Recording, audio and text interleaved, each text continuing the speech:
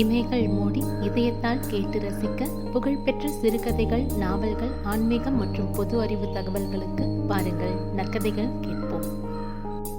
அந்த Boeing business jet 737 தனியார் சொகுசு விமானம் மீனம்பாக்கத்தில் இருக்கும் தனியார் விமான நிலையமான பிசினஸ் ஏவியேஷன் டெர்மினலை நெருங்க கண்களை கசக்கியபடி வெல்வெட் போர்வையிலிருந்து வெளிவந்து ஜன்னலின் வழியே பார்த்தாள் பவித்ரா.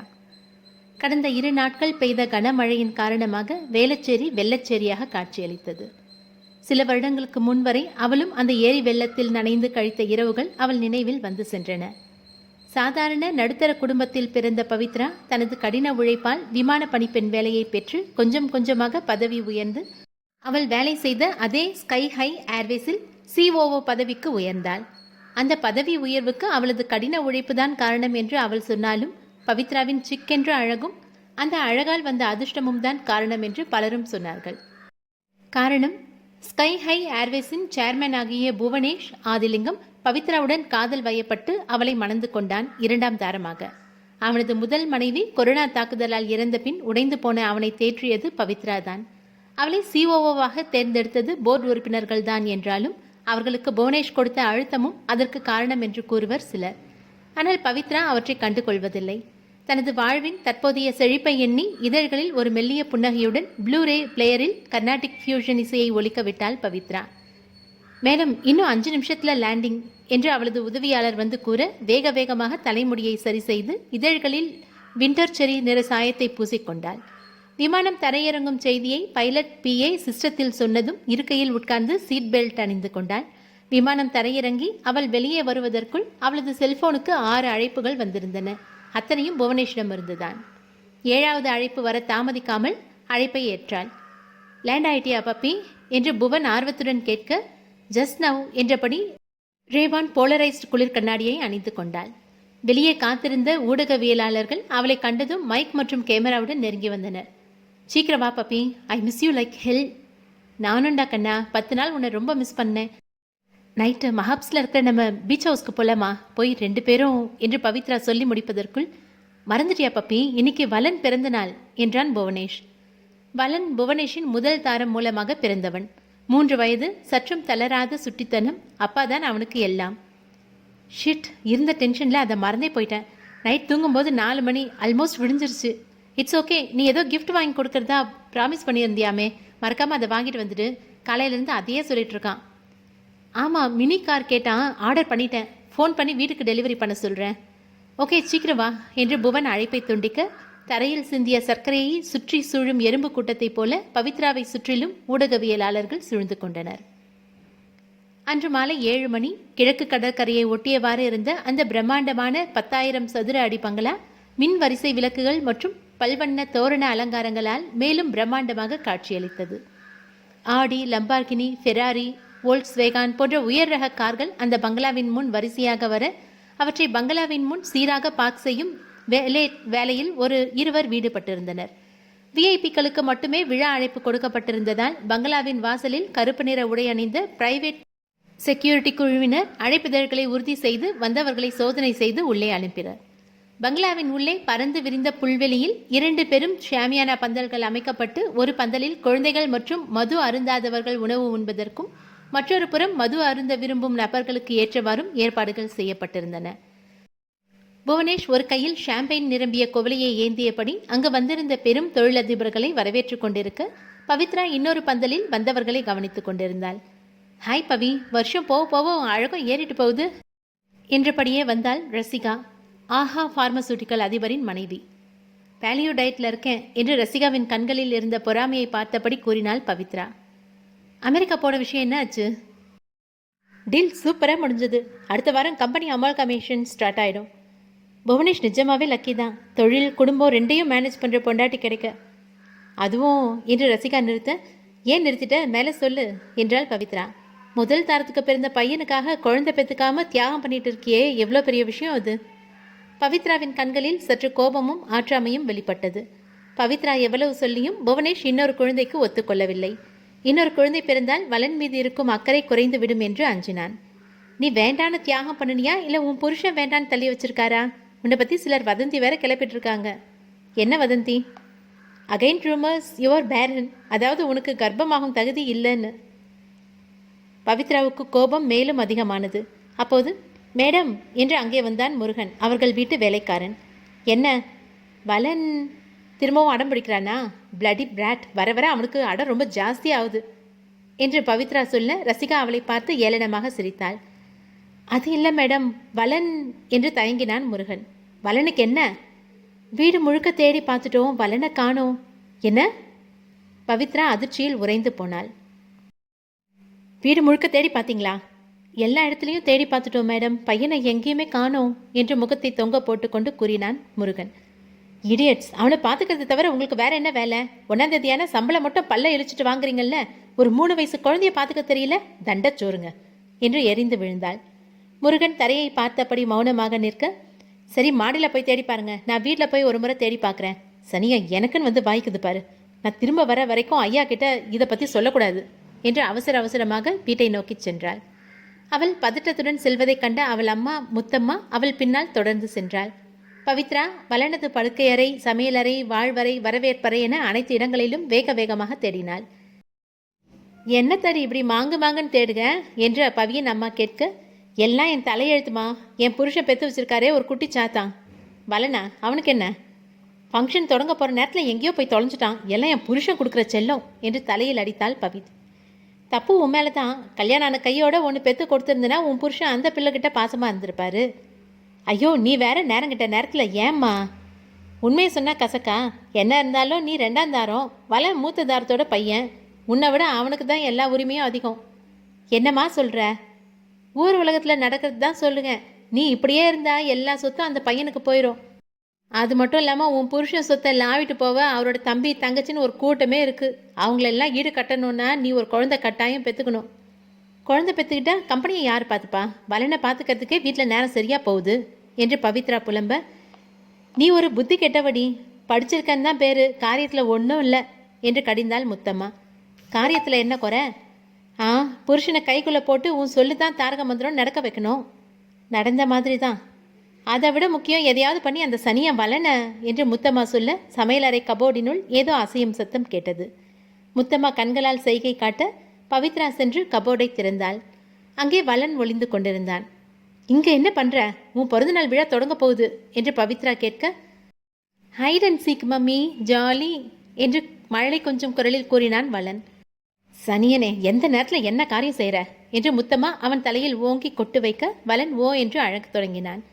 நீ வேற ஏமா என்று வலனை தூக்கி கொண்டு அவனை சமாதானம் செய்தபடி பவித்ரா விழா நடக்கும் இடத்தை நோக்கி செல்ல, இரு உன்னை ஒழிக்காம நான் இங்கேருந்து போக மாட்டேன் என்று வாய்க்குள் வார்த்தைகளை கோபம் கலந்து அரைத்தாள் முத்தம்மா. விழா நடக்க இருக்கும் தோட்டத்திலிருந்து 2 பந்தல்களும் விஐபி விருந்தினர்களால் நிறைந்திருந்தது. ஒரு பந்தலிலிருந்து ஜின் மற்றும் விஸ்கியின் வாசனை சூழ்ந்து வர, மற்றொரு பந்தலிலிருந்து சிக்கன் பிரியாணி, மட்டன் சுக்கா, நண்டு பிரட்டல், வஞ்சிரம் வறுவல், செட்டிநாடு பாறை மீன் குழம்பு என சகல விதமான அசைவு உணவுகளின் வாசனை சூழ்ந்து வந்து நாவில் உமிழ் நீரையும் வயிற்றில் முறியாட்டி கமலத்தையும் சுருக்க வைத்தது. வலனை கண்டதும் அவனது தந்தையான புவனேஷ் விரைந்து வந்து அவனை தூக்கி கன்னத்தில் முத்தம் வைத்தான். ஏன் என் செல்லத்துக்கு கண்ணெல்லாம் கலங்கியிருக்கு? அது வந்துப்பா என்று வலன் சொல்லி முடிப்பதற்குள், ஒன்றும் இல்லைங்க, பார்க்காம தடுக்கி விழுந்துட்டான் என்று சமாளித்தாள் பவித்ரா. பார்த்து நடக்கணும் என்னக்கண்ணா? என்னங்க டைம் ஆச்சு, கேக் கட் பண்ணணும் வாங்க என்று பவித்ரா அவர்கள் இருவரையும் கேக் இருந்த இடத்துக்கு அழைத்து சென்றாள். வலனை கண்டதும் அங்கிருந்த மியூசிக் பேண்ட் குழுவினர் வயலின் மற்றும் கிட்டார் கருவிகளால் ஃபியூஷன் இசையில் ஹாப்பி பர்த்டே பாடலை இசைக்க தொடங்கினர். தோட்டத்தின் மேலே பறந்து கொண்டிருந்த ட்ரோன் கருவி வலன் மீது பூமாறி பொழிந்தது. விருந்தினர்கள் அனைவரும் வலனை சூழ்ந்து கொண்டு பேண்ட் வாத்தியங்களுடன் சேர்ந்து ஹாப்பி பர்த்டே பாடத் தொடங்கினர். வலன் தனது 3 அடுக்கு பிறந்தநாள் கேக்கில் இருந்த 3 மெழுகுவர்த்திகளை ஊதி கேக்கை வெட்டி முதல் துண்டை புவனேஷுக்கு கொடுத்தான். அவனும் கண்கள் கலங்க அதை வாங்கி அதிலிருந்து ஒரு சிறு துண்டை வலனுக்கு ஊட்டினான். வலன் பிறந்த அந்த தருணம் புவனேஷுக்கு நினைவு வர அவனது முதல் மனைவியின் நினைவும் சேர்ந்து அவனை சோகத்தில் மூழ்கடித்தது.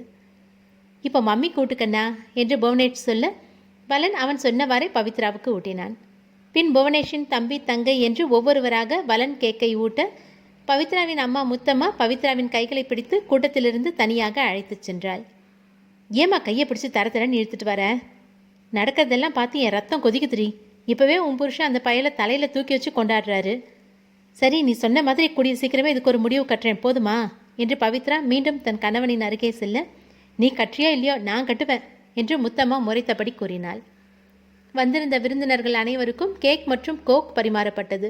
பின் ஒவ்வொருவராக வந்து வலனுக்கு தாம் கொண்டு வந்திருந்த பரிசு பொருட்களை கொடுத்து விருந்து உண்ணச் சென்றனர். மலை போல் பரிசு பொருட்கள் குவிந்து கிடக்க வலன் அவற்றையெல்லாம் பிரிக்காமல், டாடி மம்மிக்கிட்ட ஒரு கிஃப்ட் கேட்டிருந்தேன் என்று கேட்க, கிஃப்ட் தானே கொடுத்துட்டா போச்சு என்று பவித்ரா வீட்டிற்குள் சென்று ஒரு மினி காரை கொண்டு வந்தாள். வாவ் சூப்பர், நான் கேட்ட அதே கார் என்று குதித்து கொண்டே காரை நோக்கி ஓடினான். புவனேஷும் அவன் பின்னால் சென்று அவனை தூக்கி காரில் உட்கார வைத்தான். கார் சூப்பராக இருக்கு டாடி. தேங்க்ஸ், மம்மிக்கு தான் சொல்லணும், அவங்க தான் வாங்கினது. Thanks mummy. ஓகே, இந்த ஃபெடலை அழுத்தினா கார் போவோம், இந்த ஃபெடலை அழுத்தினா கார் நிற்கும் என்று பவித்ரா வலனுக்கு சொல்லிக் கொடுக்க அவன் மெதுவாக அந்த மின்கலத்தால் இயங்கும் அந்த குட்டி காரை நகர்த்தினான். கார் மெதுவாக தோட்டத்தின் முன்னே செல்ல புவனேஷும் அதன் பின் செல்ல முனைந்தான். ஆனால் பவித்ரா அவன் கையை பிடித்து, விடுங்க அவன் போகட்டும், கார் ஸ்லோவாக தான் போவோம் என்று நிறுத்தினாள். கார் தோட்டத்தின் இறுதி வரை செல்ல, போதும் வல்லன், பிரேக் ஃபெடலை அழுத்து என்று புவனேஷ் சத்தமாக கத்தினான். மறுகணம் அவன் எதிர்பாராத வகையில் கார் வெடித்து சின்னா பின்னமானது. புவனேஷ் அலறி அடித்து கொண்டு வலனை நோக்கி ஓடிச் செல்ல, எஞ்சி இருந்தது தோட்டத்து சுவற்றில் படிந்த இரத்தம் மட்டுமே. சிதைந்து கிடந்த தனது மகனின் உடலின் முன் வீழ்ந்து மார்பில் அடித்து கதறினான் புவனேஷ். அங்கிருந்த அனைவரும் செய்வதறியாது உறைந்து நின்றனர். வந்திருந்த பெரும்பாலான விருந்தினர்கள் அனைவரும் வெடி சத்தம் கேட்டு அச்சம் கொண்டு வேக வேகமாக அங்கிருந்து கலைந்து செல்ல தொடங்கினர். பவித்ரா உடனே வீட்டிற்குள் சென்று நூருக்கு அழைப்பு விடுத்து நடந்த கோர நிகழ்வை பற்றி தெரிவித்தாள். வெடித்த இடத்தில் வலனின் கால் மட்டும் தனியாக கீழே சிதறியிருக்க புவனேஷ் அதை கையில் எடுத்து கதறினான். ஐயோ கடவுளே, ஏன் இப்படி நடக்கணும், என் புள்ள வலன், என் புள்ள என்று புலம்பினான். சில நிமிடங்களில் வந்திருந்தவர்கள் அனைவருமே அங்கிருந்து வெளியேறி செல்ல புவனேஷ் மற்றும் பவித்ராவின் நெருங்கிய சொந்தங்கள் மட்டுமே எஞ்சியிருந்தனர். அவர்களும் அச்சத்தில் கலங்கி இருக்க விழா நடந்த தோட்டத்தில் மையான அமைதி வியாபித்திருந்தது. பவித்ரா தனது கணவனை சமாதானம் செய்ய முயன்றாள். ஆனால் நொடிக்கு நொடி அவனது மனநிலை அதிர்ச்சியாலும் சோகத்தாலும் சிதைந்து கொண்டிருந்தது. பவித்ரா கண்களில் நீர் வழிய புவனேஷ் அருகே நின்றிருக்க அவர்கள் அருகே வந்தால் அனிதா, புவனேஷின் தங்கை. 30 வயது, எலிட் ஃபேஷன் என்னும் பணக்கார வர்க்கமணியும் பகட்டான ஆடைகளை தயாரிக்கும் 6 ஆலைகளுக்கு அதிபர். கோடிகளில் புரளும் வாழ்க்கை. ஏதோ காரணத்தால் இதுவரை திருமணம் செய்யவில்லை. பவித்ரா, போலீஸ் இன்னும் வரலையா? தெரியல அனிதா, 10 நிமிஷத்தில் வந்துட்டுறதா சொன்னாங்க. போய் ஒரு முறை திரும்பவும் கால் பண்ணி பாரு ப்ளீஸ். பவித்ரா கண்களை துடைத்தபடி மீண்டும் வீட்டுக்குள் செல்ல அனிதா தனது அண்ணன் அருகே சென்று அமர்ந்தாள். இரத்தம் வடியும் குழந்தையின் சிதைந்த கையை தன் கைகளில் ஏந்தி கொண்டு அவன் கலங்கி இருந்தான். எனக்கு தெரியும் அண்ணா, குழந்தை மேலே நீ எவ்வளோ பாசம் வச்சுருந்தன்னு. இப்படி அநியாயமாக போயிட்டானே அனிதா. தினம் ஆஃபீஸ் முடிஞ்சு வந்த உடனே இவனை தான் என் கண்ணு தேடும். அப்பா அப்பான்னு நாளைக்கு 100 முறை என்னை கூப்பிடுவான், என்னையே சுற்றி சுற்றி வருவான் என்று அவன் கதறி அழுதான். காம் டவுன் அண்ணா ப்ளீஸ். நீ தான் நம்ம குடும்பத்தோட பலம், நீ இப்போ தைரியமாக இருக்கணும். இப்படி ஆயிடுச்சே அண்ணி. யார் செஞ்ச சதியோ இது தெரியல. இந்த பிஞ்சு குழந்தைய கொள்ள எப்படி தான் மனசு வந்துச்சோ என்று அனிதாவும் அழுதபடி அவன் தோள்களில் சாய்ந்தாள். எப்படி இது நடந்துச்சுன்னா ஒன்றுமே புரியல. கிஃப்டாக வந்த மினி காரை ஓட்டிட்டு போனா, இங்கே வந்ததோ பிரேக் அழுத்தினா. அப்போது அதற்கு மேல் சொல்ல அவனுக்கு வார்த்தை வரவில்லை. கண்ணீர் மட்டுமே வந்தது. செல்போனுடன் வரும் பவித்ராவை அனிதா உற்று நோக்கினாள். மினி காரில் தான் யாரோ பாம் வச்சிருக்கணும் அண்ணா.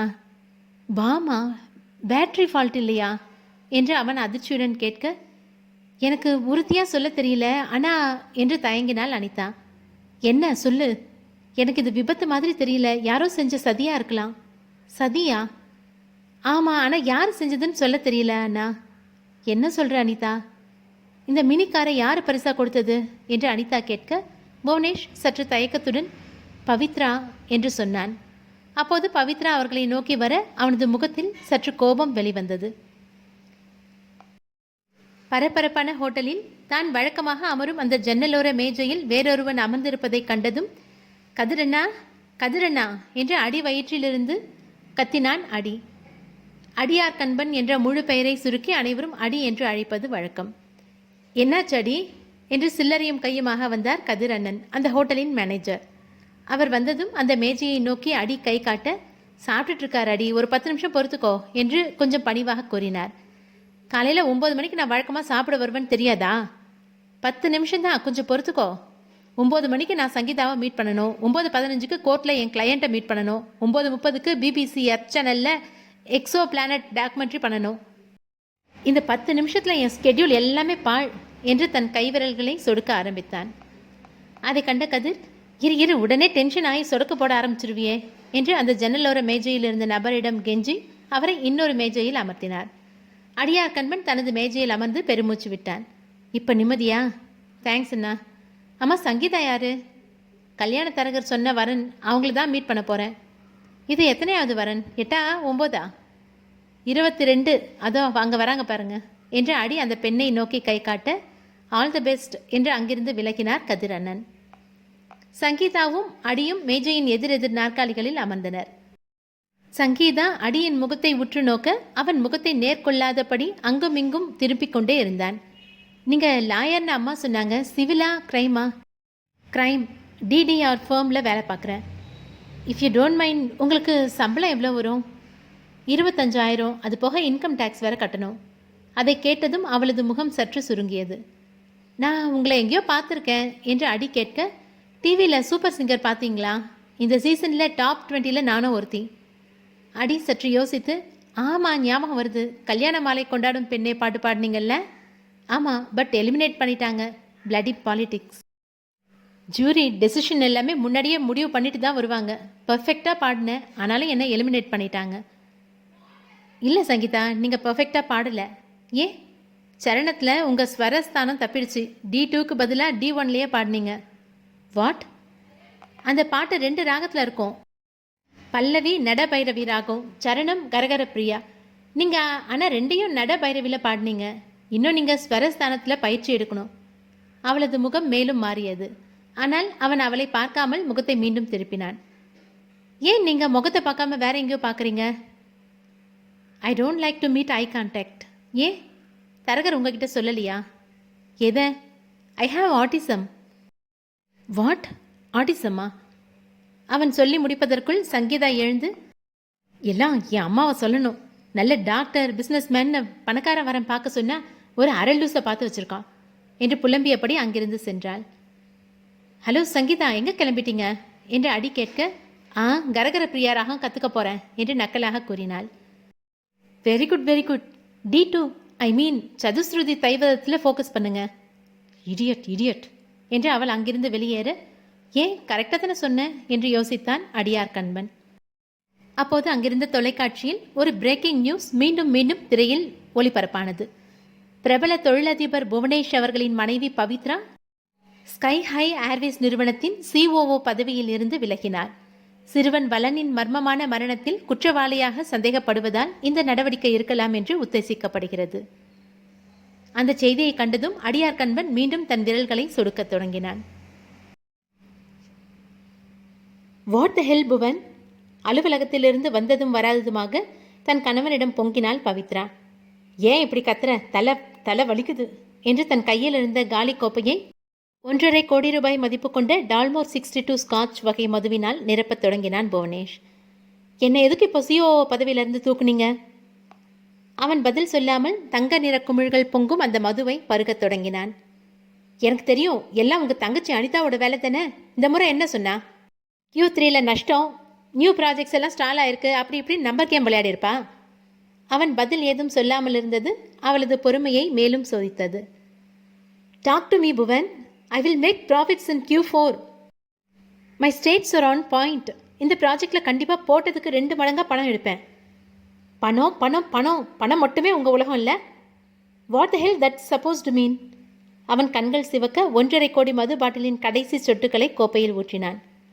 உங்ககிட்ட தானே கேட்டுட்ருக்கேன். இப்படி எதுவும் பேசாமல் இருந்தால் என்ன அர்த்தம்? பேச விருப்பம் இல்லைன்னு அர்த்தம். அவர்களின் சண்டையை கேட்டு அப்போது அனிதா அங்கே வந்தாள். கூடவே அவர்களின் தம்பி பல்லவனும் வந்தான். உன் ஆசை இப்போ நிறைவேறிடுச்சா என்று அனிதாவை கண்டதும் சீறினாள் பவி. பண்ணுறதையும் பண்ணிட்டு நல்லவ மாதிரி நாடகம் வேற போடுறியா? என்ன உளர்ற? ஃபாரன்சிக் ரிப்போர்ட் வந்திருக்கு. கார் பேட்டரி வெடித்து குழந்தை சாகலை. பின்ன அதில் இருந்தது பிளாஸ்டிக் எக்ஸ்ப்ளோசிவ். வாட்? தெரியாத மாதிரி நடிக்கிறியா? வச்சதே நீ தானே என்று அனிதா சொல்ல, என்னடி சொன்ன என்று பலார் என்று அவள் கன்னத்தில் அறைந்தாள் பவித்ரா. பதிலுக்கு அனிதாவும் அவள் முடியை பிடித்து இழுக்க இருவரும் ஒருவரை ஒருவர் தாக்கியபடி தரையில் விழுந்து புரண்டனர். நிறுத்துங்க என்று புவனேஷ் சொல்ல அதை மதியாமல் இருவரும் முடியை பிடித்து கொண்டு சண்டை போட்டு கொண்டிருந்தனர். புவனேஷ் கோபம் அதிகமாகி தன் கையில் இருந்த மது பாட்டிலை தரையில் எறிந்து ஸ்டாப் இட் ஐ சே என்று கத்தினான். தணிகைவேல் அனிதாவை விலக்கிவிட பவித்ராவும் அவளை விட்டு விலகினாள். புவன், அனிதா இப்படி அபாண்டமா பழி சொல்றா, நீங்களும் அவ சொல்றதை கேட்டுட்டு அமைதியா இருக்கீங்க என்று பவித்ரா தன் கணவனிடம் கேட்க, நிறுத்தினி, அந்த கார் டிரைவர் அப்ரூவரா மாறிட்டான், நீ செஞ்ச எல்லாத்தையும் புட்டு புட்டு வச்சுட்டான் என்றாள் அனிதா. பவித்ரா அவள் சொல்வதை கேட்டு வாய் அடைத்து போய் நிற்க போலீஸ் வாகனம் ஒன்று அவர்கள் வீட்டு வாசலில் வந்து நின்றது. மாலை 5 மணி. கிழக்கு கடற்கரை சிறப்பு மகளிர் காவல் நிலையம். இன்ஸ்பெக்டர் உமையால் 4 மகளிர் காவலர்கள் சூழ பவித்ராவை காவல் நிலையத்துக்கு அழைத்து கொண்டு வர மீடியா சென்சேஷனாக மாறியிருந்த அந்த செய்தியை நேரலையாக ஒளிபரப்ப அனைத்து செய்தி ஊடகங்களும் அங்கே வந்து குவிந்திருந்தன. துப்பட்டாவால் முகத்தை மறைத்து பவித்ராவை காவலர்கள் உள்ளே கொண்டு வந்து அங்கிருந்த பெஞ்சில் உட்கார வைத்தனர். அவளுடன் அவளது அம்மா முத்தம்மாவும் துணையாக உடன் வந்தாள். உன்னை ஐபிசி செக்ஷன் 300க்கு கீழே கைது பண்ணியிருக்கோம், போலீஸ் அரெஸ்ட், இதில் ஒரு கையெழுத்து போடு என்று இன்ஸ்பெக்டர் உமையால் ஒரு ஒப்புதல் படிவத்தை கொடுக்க பவித்ரா அதில் கையெழுத்து போட்டாள். 15 நாள் ரிமாண்ட் கேட்டு மேஜிஸ்ட்ரேட் கிட்ட உங்கள் பொண்ணை நாளைக்கு காலையில் கூட்டிகிட்டு போவோம், அதுக்குள்ளே ஏதாவது நல்ல லாயராக ஏற்பாடு பண்ணுங்க என்று உமையால் முத்தம்மாவிடம் சொல்ல, அம்மா வீட்டுக்கு போய் என் செல்ஃபோனை எடுத்துக்கோ, பாஸ்கோட் 327214, நான் என் ஃப்ரெண்ட்ஸ் சிலரோட பேர் சொல்கிறேன், அவங்களுக்கு ஃபோன் பண்ணி உதவு கேளு, ஒரு நல்ல லாயராக ஏற்பாடு பண்ணுவாங்க, பணம் வேணும்னா என் பர்ஸில் இருக்கும், கிரெடிட் கார்டு கூட இருக்கும், எடுத்துக்கோ என்று கூறினாள் பவித்ரா. உன்னை விட்டுட்டு எப்படி போவேன் பவி?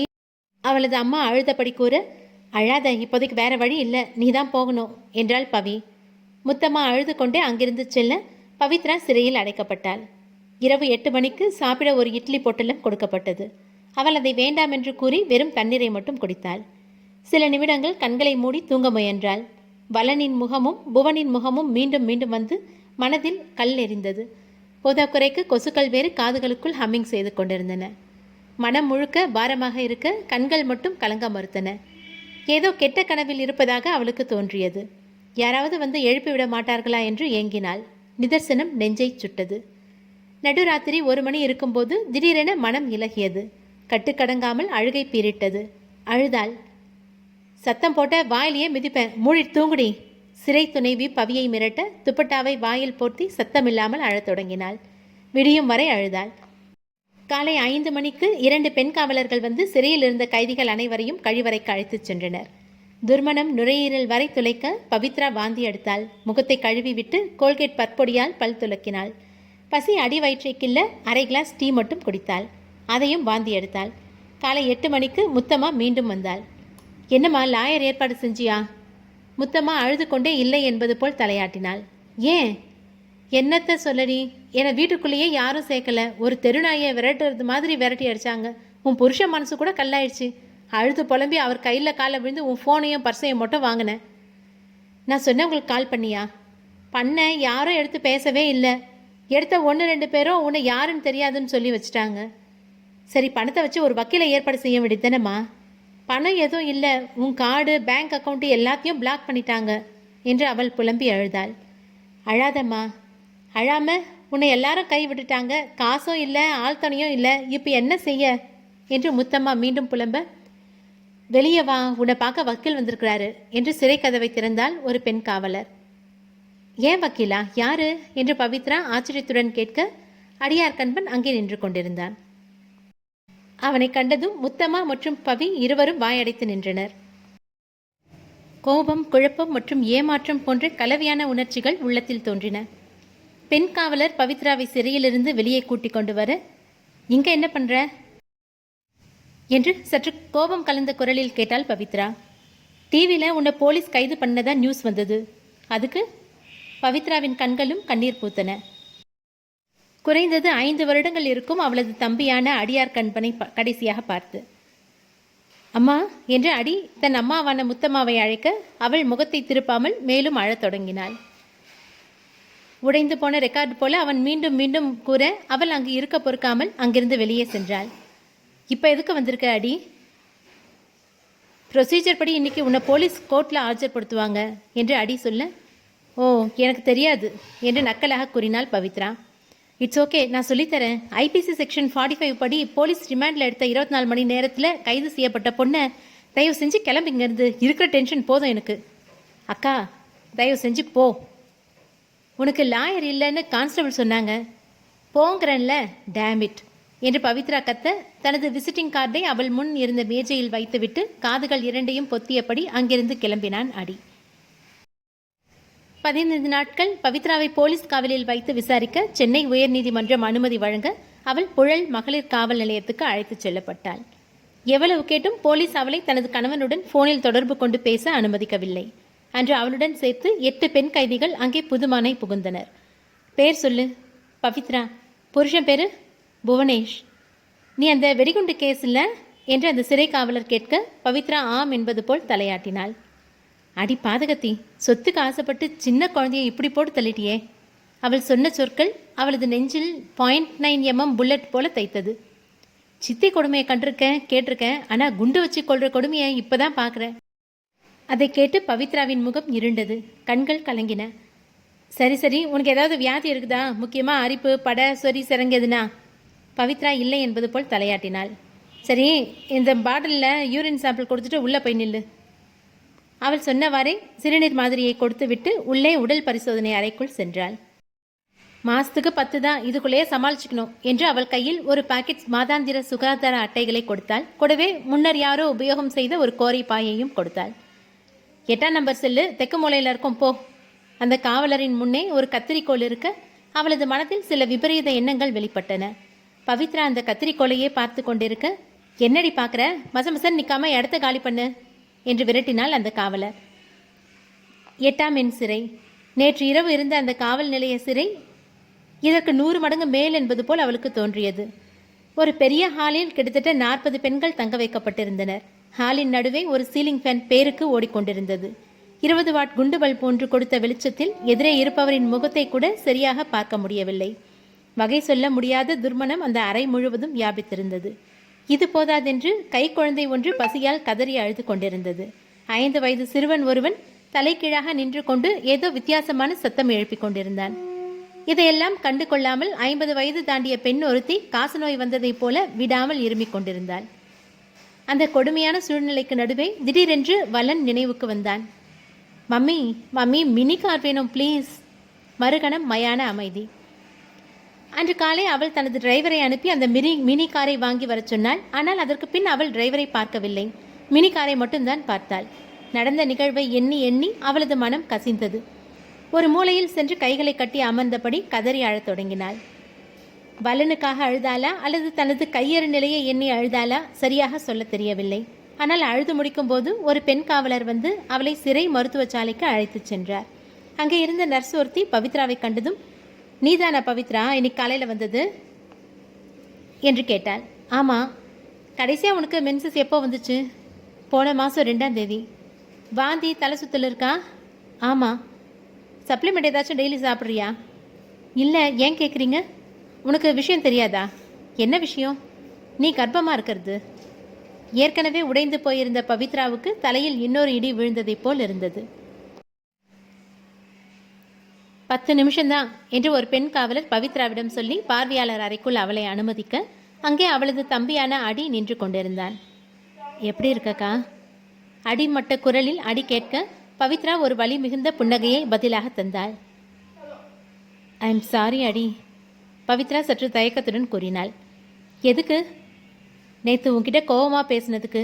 ஏற்கனவே மனசு நொந்து போயிருந்தேன். உன்னை பார்த்ததும் இட்ஸ் ஓகேக்கா, ஆக்சுவலாக நான் தான் உன்கிட்ட மன்னிப்பு கேட்கணும். எதுக்காக?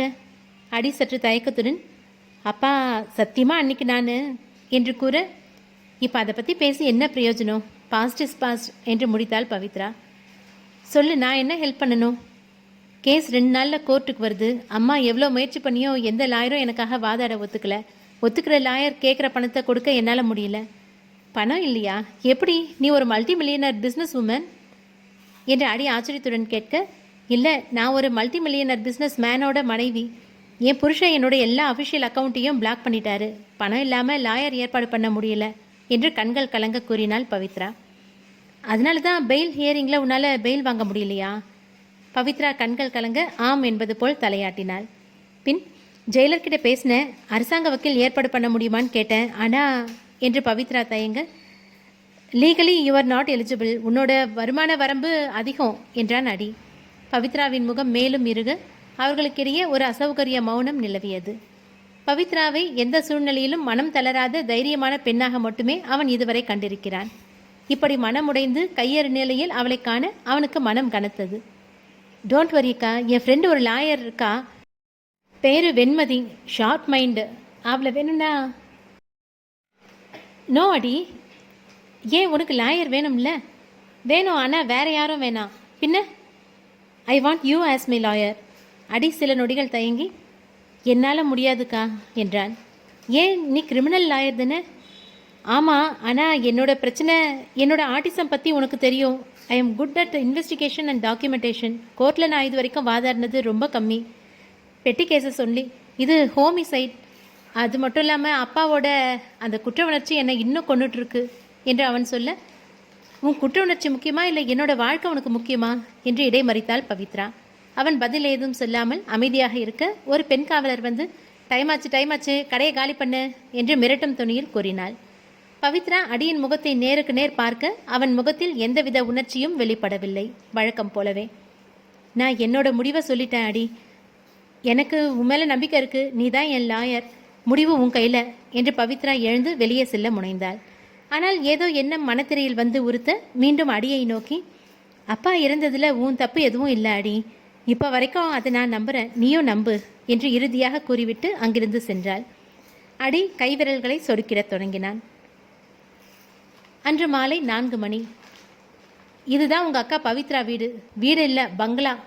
இல்லைல்ல, அரண்மனை என்று தனது ஸ்கூட்டியை அந்த பங்களாவின் முன் நிறுத்திவிட்டு ஆச்சரியத்தில் வாயை பிளந்தாள் வெண்மதி, அடியின் கல்லூரி தோழி. அவளது 12 இன்ச் போனிடெயில் ஸ்கூட்டியில் பின்னால் அமர்ந்திருந்த அடியின் முகத்தில் பட அவன் சற்று பின்னுக்கு விலகினான். இறங்குடா. அடி பைக்கில் இருந்து இறங்கி, இந்த பர்ஃப்யூம் போடாத மதி ப்ளீஸ், என் மூக்க தொலைக்குது என்று கெஞ்சினான். போடா, உன்னால் ஒரு பர்ஃப்யூம் கூட போட முடியல, நீயும் உன் மோப்ப சக்தியும் என்று வெண்மதி முணங்கியபடி பைக்கை பார்க் செய்துவிட்டு வாட்ச்மேன் அருகே சென்றாள். வணக்கம் அண்ணா, என் பேர் வெண்மதி, இவர் அடியார் கண்பன், நாங்கள் 2 பேரும் லாயர்ஸ். போலியே? போலி இல்லைங்க, நிஜமாவே லாயர்ஸ் தான்.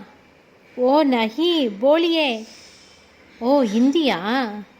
தமிழ் மாலும் நஹி மாலும் மேடம் ஜி. சுத்தம், ஆரம்பமே மொழி பிரச்சனையா என்று வெண்மதி புலம்ப அடி வந்து அவனிடம் ஏதோ ஹிந்தியில் பேசத் தொடங்கினான். சில நொடிகள் சம்பாஷணைக்கு பின் அவன் கேட்டை திறந்துவிட இருவரும் உள்ளே சென்றனர். இருவரும் வீட்டிற்குள் செல்ல வெண்மதி இதுவரை அப்படி ஒரு பிரம்மாண்டமான வீட்டை நேரில் கண்டதில்லை. மடகாஸ்கர் இபோனி மரத்தால் பதிக்கப்பட்ட பிரவுன் நிற தரையில் தங்க நிற இழைகள் ஆங்காங்கே ஜொலித்தன. காஷ்மீர் ஒயிட் கிரானைட் பதிக்கப்பட்ட சுவர்களில் லட்சக்கணக்கில் மதிப்பு கொண்ட ராஜஸ்தானி பிச்வாய் ஓவியங்கள் பல மாட்டப்பட்டிருந்தன.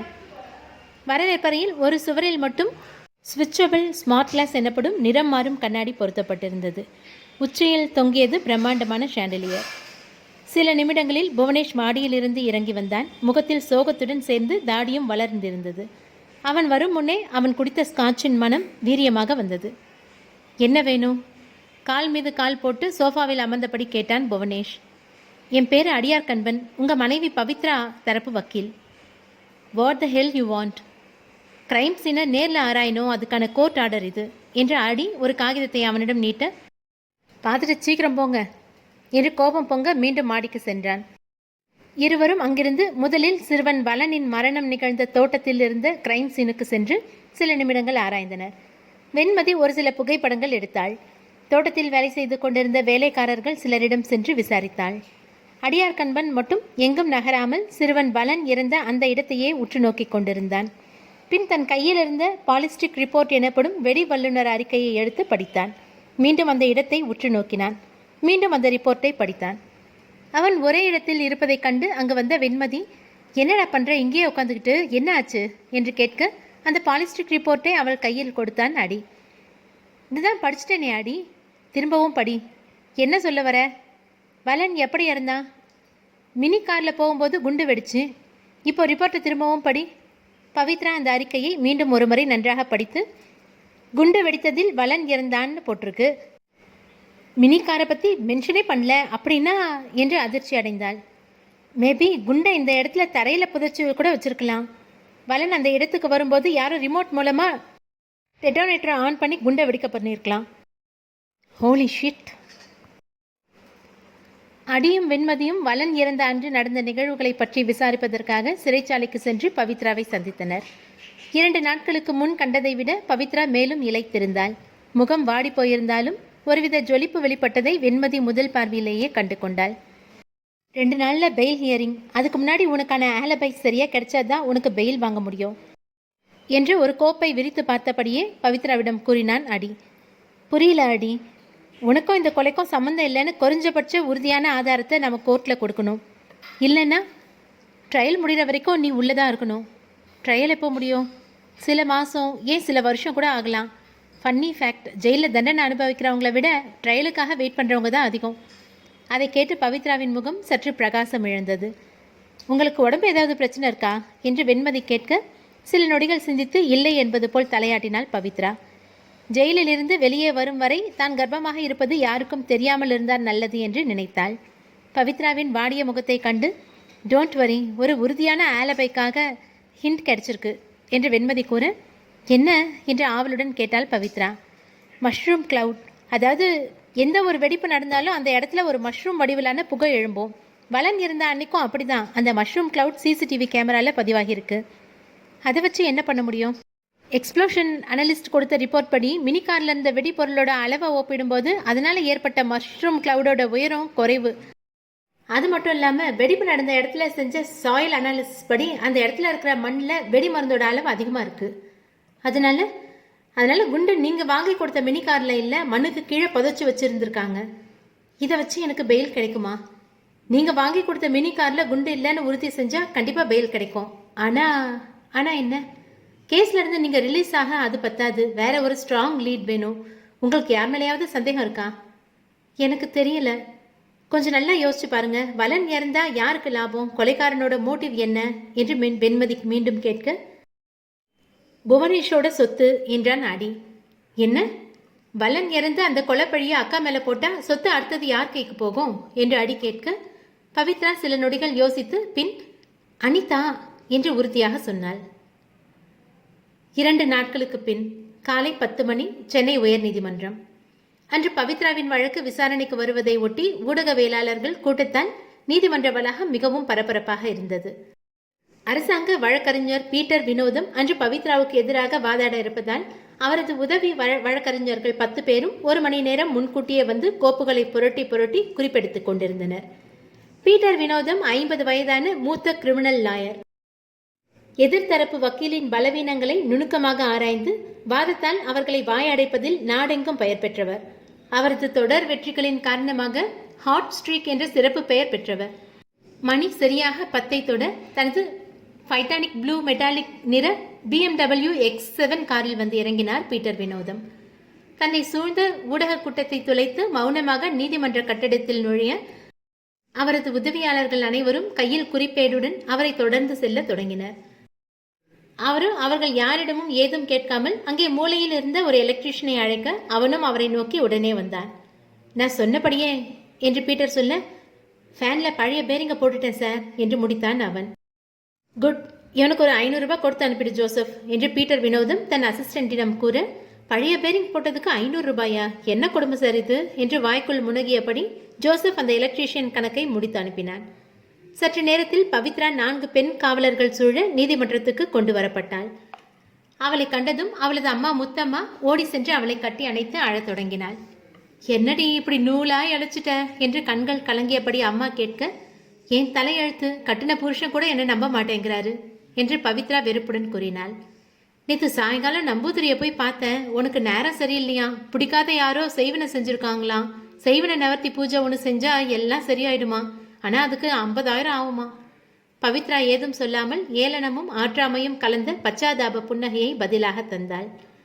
அப்போது அவசரமாக கையில் கோப்புகளை ஏந்தியபடி வெண்மதியுடன் வந்தான் அடியார் கண்பன். அவனை கண்டதும் முத்தம்மா கண்களை துடைத்து கொண்டு சற்று ஒதுங்கி நின்றாள். அடுத்து உன்னோட பெயில் பிட்டிஷன் தான் அக்கா என்று அடி சொல்ல, பெயில் கிடைச்சிருமா என்று ஏக்கத்தோடு கேட்டாள் பவித்ரா. அடி அதற்கு பதில் சொல்லாமல் தான் கொண்டு வந்த குறிப்புகளை சரிபார்க்க தொடங்கினான்.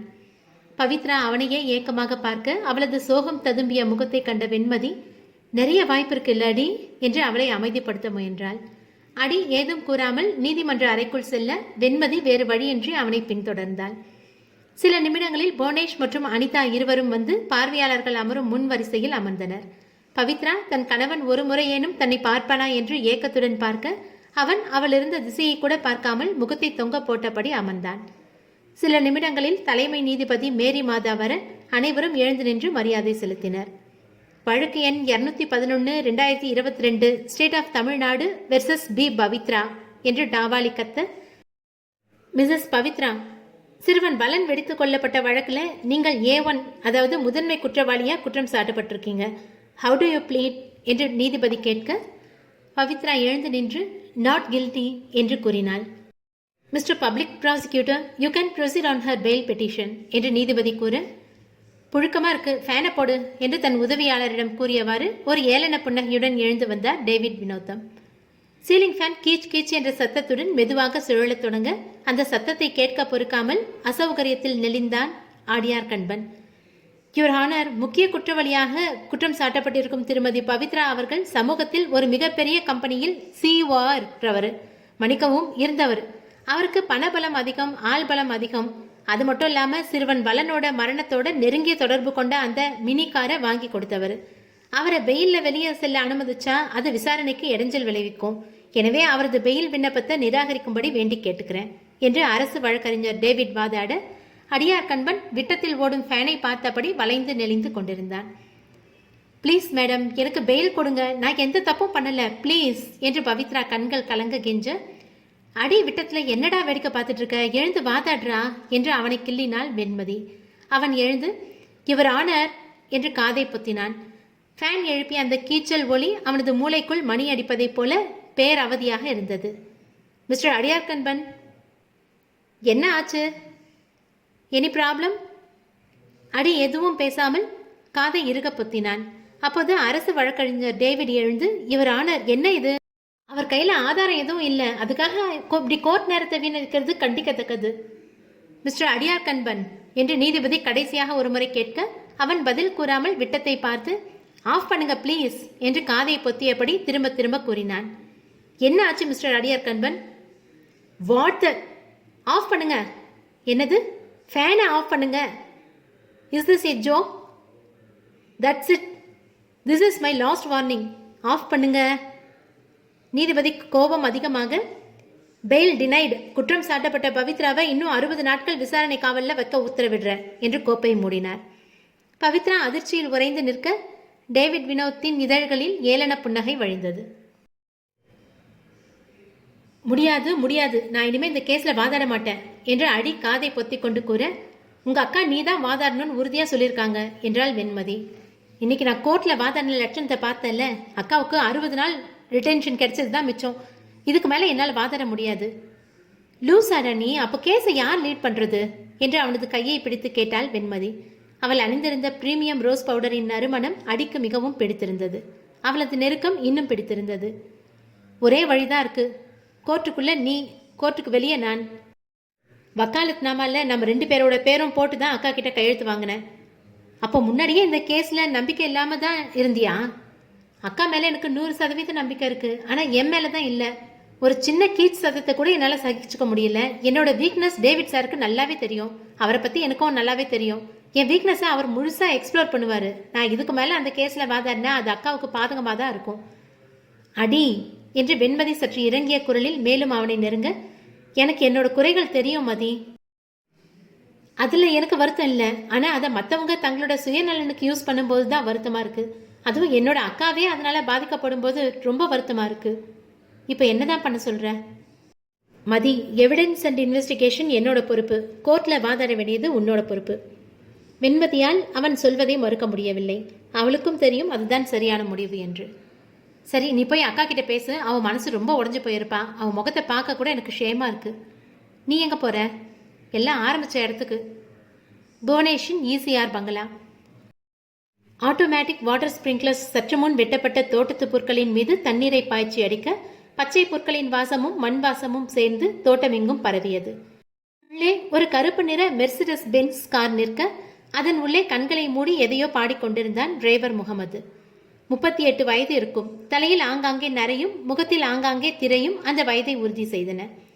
காரின் முன் வந்த அடியை பார்த்ததும் கூவுகின்ற குயிலை கூட்டுக்குள் வைத்து பாடென்று சொன்னால் பாடாதமா என்ற பாடலை அபஸ்வரத்தில் பாடியபடி காரிலிருந்து வெளியே வந்தான். முகமது ஹபீஸ், நான் தான். என் பேர் அடியார் கண்பன், லாயர், உங்கள் மேடம் பவித்ராவோட லாயர். அதை கேட்டதும் அவனது முகத்தில் சற்று பதட்டம் வெளிப்பட்டது. அதை என்னை கவனிக்காத அடி, அந்த சம்பவத்தை பற்றி எனக்கு சில கேள்விகள் கேட்கணும் என்றான். என்ன கேட்கணும்? அதான் போலீஸ் எல்லாத்தையும் கேட்டுட்டாங்களே. தெரியும், அதில் எனக்கு சில சந்தேகம் இருக்குது, அதுதான். அவனது கண்கள் இருபுறமும் சுழன்றன. அன்னைக்கு அந்த மினிக்காரை வாங்கிட்டு வந்தது நீங்கள் தானே? எப்போ, எத்தனை மணிக்கு வாங்கிட்டு வந்தீங்க? காலையில் ஒரு 10-10:30 இருக்கும். பவித்ரா மேடம் என்னை கூப்பிட்டு மேடவாக்கம் ஹை அண்ட் எலக்ட்ரானிக் கடைக்கு போய் ஒரு பார்சல் வாங்கிட்டு வர சொன்னாங்க. அப்போ அவங்களுக்கு ஒரு கால் வந்துச்சு. யார்கிட்ட இருந்து? அந்த ஹை அண்ட் கடையிலேருந்து தான். அந்த காரை அவங்களே டோர் டெலிவரி பண்ணுறதா சொன்னாங்க. அதனால் மேடம் என்ன இங்கேயே இருந்து வாங்கி வைக்க சொன்னாங்க. அடி சில நிமிடங்கள் எதையோ யோசித்தான். பின் எப்போ டெலிவரி பண்ணாங்க? ஒரு 12 மணி இருக்கும். டெலிவரி பாய் ஒருத்தன் கொண்டு வந்து அந்த மினி காரை கொடுத்தான். நான் தான் வாங்கி உள்ள ஹாலில் கொண்டு வச்சேன். அவன் எப்படி இருந்தான்? இதுக்கு முன்னாடி இங்கே அவனை பார்த்துருக்கீங்களா? இல்லை சார், சத்யராஜ் மாதிரி நல்ல வளர்த்தியாக சிகப்பாக இருந்தான். 30-32 வயசு இருக்கும். அவனை பற்றி போலீஸ்கிட்ட சொன்னீங்களா? அவங்க கேட்கலையே. அடிக்கு இதில் ஏதோ மர்மம் இருப்பதாக அவனது உள்ளுணர்வு கூறியது. அந்த நபர் யாராக இருக்கும் என்று ஊகிக்க முயன்றான். கேட்டில் சிசிடிவி கேமரா இருக்கான். இருக்கு, ஆனால் அன்னைக்குன்னு பார்த்து வீடியோ எதுவும் பதிவாகல. போலீஸும் வந்து தொழாவி பார்த்தாங்க, எதுவும் சிக்கலை. போலீஸ் ஏற்கனவே சொன்னதை தான் அந்த டிரைவரும் கூறினான். ஆனால் போலீஸுக்கு தோன்றாத சில கேள்விகள் அடிக்கு தோன்றின. 2 நாட்களுக்கு பின் அடியும் வெண்மதியும் பவித்ராவை பார்ப்பதற்காக ஜெயிலுக்கு வந்திருந்தனர். முன்பு பார்த்ததை விடவும் பவித்ரா மிகவும் மெலிந்து போயிருந்தாள். முகமும் மிகவும் வாடியிருந்தது. என்னாச்சு பவித்ரா, முகம் ரொம்ப வாடியிருக்கு, உடம்பு ஏதாவது சரியில்லையா என்று வெண்மதி கேட்க, ஒன்றும் இல்லை என்று முகத்தை தாழ்த்தியபடி கூறினாள் பவித்ரா. இல்லை, ஏதோ பிரச்சனை இருக்கு, எதுவாக இருந்தாலும் பயப்படாமல் சொல்லுங்க. ஒன்றும் இல்லை. என்ன விஷயமா வந்தீங்க? அக்கா, சம்பவம் நடந்த அன்னைக்கு காலையில் உனக்கு அந்த ஹை அண்ட் கடையிலேருந்து கால் வந்ததா என்று அடி கேட்க, ஆமாம், டோர் டெலிவரி பண்ண கேட்டாங்க என்றாள். நீயே கேட்டியா இல்லை அவங்களாவே கேட்டாங்களா? அவள் சற்று யோசித்து, ஐ திங்க் அவங்க தான் கேட்டாங்க, பட் ஷூராக தெரியல, ஏன் கேட்குற என்றாள். உன் வீட்டுக்கு போய் விசாரிச்சு பார்த்தோம். அந்த டெலிவரி பாய் மினி காரை கொண்டு வந்த நேரத்தில் சிசிடிவி வீடியோ ரெக்கார்ட் ஆகலை. அது கொஞ்சம் சந்தேகத்தை உண்டு பண்ணுது. சிசிடிவி வீடியோ இல்லாமல் அவனை எப்படி கண்டுபிடிக்கிறது? அவன் ஒரு செர்ரி கலர் செலஸ்ட்ரான் காரில் வந்திருக்கான்னு உங்கள் டிரைவர் சொன்னான். உங்கள் வீடு இருக்கிற தெருவில் இருக்கிற டிராஃபிக் சிக்னலில் சிசிடிவி இருக்குது. அதில் அந்த செர்ரி கலர் செலஸ்ட்ரான் கார் பதிவாகியிருக்கு. அப்படின்னா ஃபோட்டோ கிடைச்சதா? ஆமாம், இவனை உனக்கு தெரியுமா பாரு என்று தன் செல்போனில் இருந்த ஒரு புகைப்படத்தை பவித்ராவிடம் காட்டினான். இவன்... பவித்ராவின் கண்கள் அகன்றன. அதில் ஆச்சரியமும் அதிர்ச்சியும் கலந்து வெளிப்பட்டதை வெண்மதி கண்டு கொண்டாள். இவனை உங்களுக்கு முன்னாடியே தெரியுமா? ஆமாம், இவன் இவன் யார்? இவன் என்னோட ex boyfriend. Shit, we are doomed. இவன் பேர் கார்த்திக். நாங்கள் 2 பேரும் ஒரே காலேஜ் பேட்ச்மேட்ஸ். செல்போனில் கார்த்திக்கின் புகைப்படத்தை பார்த்து அதிர்ச்சியுடன் கூறினாள் பவித்ரா. லவ் பண்ணீங்களா? வெண்மதி கேட்க ஆம் என்பது போல் தலையாட்டினாள். பவித்ரா இன்னும் அதிர்ச்சியில் இருப்பதை அவளால் உணர முடிந்தது. 2 வருஷம் லவ் பண்ணோம். அவன் ஒரு பொறுப்பில்லாத குடிக்காரன். அவனை மாற்ற எவ்வளவோ முயற்சி செஞ்சேன், ஆனால் அவன் மாறுற மாதிரி தெரியல. எப்போவும் சண்டை, அழுக. அவனோட சேர்ந்து நானும் என் வாழ்க்கையை பலி கொடுக்க விரும்பலை. அப்போ மியூச்சுவல் பிரேக்கப் இல்லையா? இல்லை. He took it very hard. என்னை தொடர்ந்து தொந்தரவு பண்ணிகிட்டு இருந்தான். கையாக இருப்பேன், விஷம் குடிப்பேன்னு மிரட்டினான். அவனுக்கு பயந்தே கொஞ்ச நாள் சென்னையிலேருந்து பெங்களூர் போயிட்டேன். இது நம்ம கண்டிப்பாக போலீஸ்கிட்ட சொல்லணும் அடி. உங்கள் அக்காவை பழி வாங்க அந்த கார்த்திக் தான் மினி காரில் குண்டு வச்சிருப்பான்னு தோணுது என்று வெண்மதி சொல்ல, ஆமாம், இட்ஸ் ஏ பிளாசிபிள் மோட்டிவ். அவனை கண்டுபிடிச்சா அக்காவுக்கு எப்படியாவது பெயில் வாங்கி கொடுக்கலாம் என்றான் அடி. நாம் இந்த லீடை பற்றி போலீஸ்க்கு உடனே சொல்லணும். அவனை கண்டுபிடிக்கணும். முடிஞ்சால் அடுத்த ஹியரிங்கில் கார்த்திகை கோர்ட்டில் ஆஜர்படுத்தலாம். அடி, நீங்கள் கண்டினியூ பண்ணுங்கள். நான் உடனே போலீஸ் ஸ்டேஷன் போய் இந்த லீடை பற்றி சொல்கிறேன். டேக் கேர் என்று அடி சொல்ல, வெண்மதி அவனை பட்டும் படாமல் கட்டிப்பிடித்து பை பை என்று அங்கிருந்து கிளம்பி சென்றாள். வெண்மதி சென்ற பின், அடி, நீ எனக்கு ஒரு உதவி செய்யணும் ப்ளீஸ் என்று பவித்ரா மெல்லிய குரலில் கூற, என்ன ஹெல்ப் அக்கா என்று கீழே பார்த்தவாறு கேட்டான் அடி. என் ஹஸ்பண்ட் கிட்ட பேசணும், ஒரே ஒரு தடவை. நான் ட்ரை பண்ணிட்டு தான் இருக்கேன் அக்கா. தினமும் ஒரு முறை ஃபோன் பண்ணிட்டு தான் இருக்கேன். ஆனால் உன் பேரை கேட்ட உடனே காலை கட் பண்ணிடுறாரு. நான் ஒரு விஷயம் சொல்கிறேன், அதை போய் அவர்கிட்ட சொல்லு. கண்டிப்பாக என்னை மீட் பண்ண ஒத்துப்பாரு. என்ன விஷயம்? பவித்ரா சில நொடிகள் ஆழ்ந்து சிந்தித்து அதை சொல்ல முடிவெடுத்தாள். I am pregnant with his child. என்ன? பவித்ராவின் முன்னாள் காதலனான கார்த்திக் அன்றிலிருந்து 3வது நாள் தெலுங்கானா ஒரிசா மாநில எல்லையில் போலீசாரிடம் சிக்கினான். அன்று காலை அவனை 2ஆம் குற்றவாளியாக போலீசார் நீதிமன்றத்தில் ஆஜர்படுத்த இருந்தனர். அன்று குறுக்கு விசாரணை இருப்பதால் வெண்மதியும் அடியார் கண்பனும் 9 மணிக்கெல்லாம் நீதிமன்றத்துக்கு வந்தனர். என்றும் இல்லாத சிறப்பாக அன்று அரசு வழக்கறிஞர் டேவிட் வினோதம், அடி மற்றும் வெண்மதி இருவரும் வரும் முன்னரே வந்திருந்தார். அடியை கண்டதும் அவன் அருகே வந்து, என்ன தம்பி, எப்படி இருக்க என்று சற்று நக்கலான குரலில் கேட்டார். நல்ல, தேவையில்லை, ஐ டோன்ட் கேர், நீ நல்லா இருந்தா எனக்கு என்ன, இல்லாட்டா எனக்கு என்ன. அடி என்ன சொல்வதென்று தெரியாமல் முழிக்க, உங்களுக்கு என்ன சார் வேணும், ஏன் தேவையில்லாமல் வந்து வம்பு பண்ணுறீங்க என்று சற்று கோபமான குரலில் கேட்டாள் வெண்மதி. அதற்கு டேவிட், நீ யாருமா, இவரோட மவுத் பீஸா, இவருக்கு பேச வராதா, வக்கீல் தொழிலுக்கே வாய் தான் முதலீடு, அது வேலை செய்யாமல் எப்படி பொழப்பு தள்ள முடியும் என்று சிரித்து கொண்டே கூறினார். கேஸ் ஜெயிக்க பேச்சு மட்டும் முக்கியம் இல்லை சார், ஆதாரமும் சாட்சிகளும் வேணும் என்று வெண்மதி கூற, உங்ககிட்ட 2 நாக்கு கூட ஆதாரம் இல்லை. எனக்கு தெரியும், அடியார் கண்பன் தானே இவன் பேர். அன்றைக்கே இவனை பார் கவுன்சிலேருந்து ரிஜெக்ட் பண்ணேன். ஆனால் அடிப்படை உரிமை, மனித நேயம், அது இதுன்னு கோர்ட்டில் இருந்து அப்ரூவல் வாங்கிட்டான். ஆனால் வாங்கி என்ன பிரயோஜனம், கோர்ட்டில் வாதாட முடியலையே. லெட் மீ கெஸ், இன்னைக்கு நீ தான் வாதாட போகிற சரியா என்று கேட்டார். வெண்மதி மௌனமாக இருக்க, சிறப்பு என்று மீண்டும் சிரித்தார். ரொம்ப சிரிக்காதீங்க சார். கரெக்ட், 2 கத்துக்குட்டிங்களுக்கு எதிராக வாதாட போகிறத நினச்சிட்டு நான் தான் கேவலப்படணும். டிஸ்கிரேஸ்ஃபுல் இடியட்ஸ் என்று அவர் அங்கிருந்து செல்ல, நீ ஏண்டா அவர் முன்னாடி வாயே திறக்க மாட்டுற இடியட் என்று அடியின் தலையில் தட்டினாள் வெண்மதி. நான் ரியாக்ட் பண்ணணும் தான் அவர் அப்படி பேசிட்டு போறாரு, நீ ரியாக்ட் பண்ணாமல் அமைதியாக இரு என்று அடி அமைதியாக கூற, போதையில் தள்ளாடியபடி தன் தங்கை அனிதாவுடன் அங்கு வந்தான் புவனேஷ். அடி அவனை அணுகி பேச முயன்றான். Mister Bhuvanesh, fuck off man, ஒரே ஒரு நிமிஷம், get the hell away from me. ஏன் திரும்ப திரும்ப வந்து எங்களுக்கு உபத்திரவம் கொடுக்குறீங்க, ப்ளீஸ் எங்களை தனியாக விடுங்க என்று அனிதா கைகூப்பி கேட்க, அடி வேறு வழியின்றி ஒதுங்கினான். அன்று காலை முதல் வழக்காக பவித்ரா மீதான வழக்கு விசாரணைக்கு வந்தது. வெண்மதி எழுந்து விசாரணையை தொடங்கினாள். யுவர் ஹானர், நாங்கள் ஏற்கனவே விண்ணப்பித்தபடி திரு கார்த்திக் அவர்களை விசாரணைக்கு அழைக்க விரும்புகிறேன். கிராண்டட். கார்த்திக் தொங்கிய முகத்துடன் குற்றவாளி கூண்டுக்குள் வந்தான். ஸ்டபிள் தாடி கன்னத்தில் பரவலாக வளர்ந்திருந்தது. கண்களில் கொஞ்சம் பதட்டமும் நிறைய பயமும் தெரிந்தது. உங்க பேரு? கார்த்திக். என்ன வேலை பண்றீங்க? டொமேட்டோ கம்பெனியில் ஃபுட் டெலிவரி பார்ட்னர் வேலை பார்க்குறேன். இதோ இருக்காங்களே மிஸ்ஸஸ் பவித்ரா, அவங்கள உங்களுக்கு தெரியுமா? தெரியும். எப்படி தெரியும், எவ்வளோ வருஷமாக தெரியும், என்ன உறவு உங்களுக்குள்ள, கொஞ்சம் விவரமாக சொல்லுங்கள். நாங்கள் 2 பேரும் காலேஜில் ஒன்றா படித்தோம். அப்படின்னா 2 பேரும் ஃப்ரெண்ட்ஸா? அவன் இல்லை என்பது போல் தலையாட்டக்கூடாது, ஆமாம் இல்லைன்னு தெளிவாக சொல்லுங்க என்றாள். அவன் பதில் சொல்லாமல் அமைதியாக இருக்க, நீங்கள் 2 பேரும் காதலர்கள் என்றாள் Venmathi. Objection your honour, calls for speculation. Granted. ஆதாரம் இல்லாமல் சொல்லாதீங்க வெண்மதி. ஆதாரம் இருக்கு யுவர் ஆனர். எக்ஸிபிட் பியை பாருங்க, இவங்க 2 பேரும் காதலிச்சப்போ எடுத்த ஃபோட்டோ, ஜிமெயில் சேட்டிங் எல்லாம் இருக்கு. நீதிபதி அவள் கொடுத்த ஆதாரங்களை நன்றாக ஆராய்ந்து, நீங்கள் 2 பேரும் காதலிச்சது உண்மையா என்று கார்த்திக்கிடம் கேட்க, ஆமாம் மேடம், அது உண்மைதான் என்றான். யுவர் ஆனர், இவங்க 2 பேரும் 2 வருஷமாக காதலிச்சது உண்மை. ஆனால் இவருக்கு குடிப்பழக்கம் இருந்திருக்கு. காலேஜ் படிப்பை முழுசாக முடிக்கல, வேலைக்கு கூட போகாமல் குடிபோதையிலே தான் இருந்திருக்காரு. அது பிடிக்காம மிஸ்ஸஸ் பவித்ரா இவரை திருந்தும்படி சொல்லியிருக்காங்க, மாற்ற முயற்சி செஞ்சுருக்காங்க. ஆனால் இவர் எதையுமே கேட்காம குடின்னு இருந்ததுனால பவித்ரா இவங்களோட காதலை முறிச்சுக்கிட்டாங்க. அதனால ஏற்பட்ட கோபம் அவருக்கு இன்னமும் போகலை. பழிவாங்க சரியான தருணத்தை எதிர்பார்த்துருந்துருக்காரு. தருணம் வந்ததும் பழி வாங்கிட்டாரு. அப்போது டேவிட் எழுந்து, இவரான மிஸ் வெண்மதிக்கு இதுதான் முதல் கேஸான எனக்கு சந்தேகமாக இருக்குது. ஆதாரம், சாட்சி, தடயம் இவை எதுவுமே இல்லாமல் கண்டபடி குற்றச்சாட்டுக்களை அடிக்கிட்டே போகிறாங்க. இந்த கேஸில் முதன்மை குற்றவாளி பவித்ரா மீதான ஃபோக்கஸை விலக்க கார்த்திக் மீது குற்றச்சாட்டுக்களை வீசுறது முறை கிடையாது. போலீஸ் சந்தேகத்தின் பேரில் தான் கார்த்திகை கைது பண்ணியிருக்காங்க. சாட்சி இருக்குது யுவர் ஆனர். கொலை நடந்த அன்னைக்கு இவர் மினி கார் டெலிவரி பண்ணதுக்கான சாட்சி இருக்குது. யார்? மிஸ்டர் புவனேஷோட கார் டிரைவர் முகமது ஹபீஸ். அவரை நான் சாட்சிக்கு கூண்டுக்கு அழைக்கிறேன். முகமது ஹபீஸ் சாட்சி கூண்டுக்கு வந்து சம்பவம் நடந்த அன்று கார்த்திக் வந்து அந்த காரை டெலிவரி செய்ததை உறுதியாக சொன்னான். அதற்கு ஆதாரமாக அவர்கள் தெருமுனையில் இருந்த போக்குவரத்து கண்காணிப்பு கேமராவில் பதிவான வீடியோ ஆதாரத்தையும் சமர்ப்பித்தாள். அப்போது டேவிட், யுவர் ஆனர், எனக்கு சரியா புரியல. என்னோட ஃப்ரெண்டு மிஸ் பவித்ரா கிட்ட நான் ஒரு விஷயம் கேட்க விரும்புகிறேன். நீங்கள் ரொம்ப குழப்பி போயிருக்கீங்களா, இல்லை எங்களை குழப்பி முயற்சி செய்கிறீங்களா? போன தடவை குண்டு காரில் இல்லை தரையில் தான் இருந்தது அப்படின்னு போலீஸ்கிட்ட ரிப்போர்ட் கொடுத்துருக்கீங்க.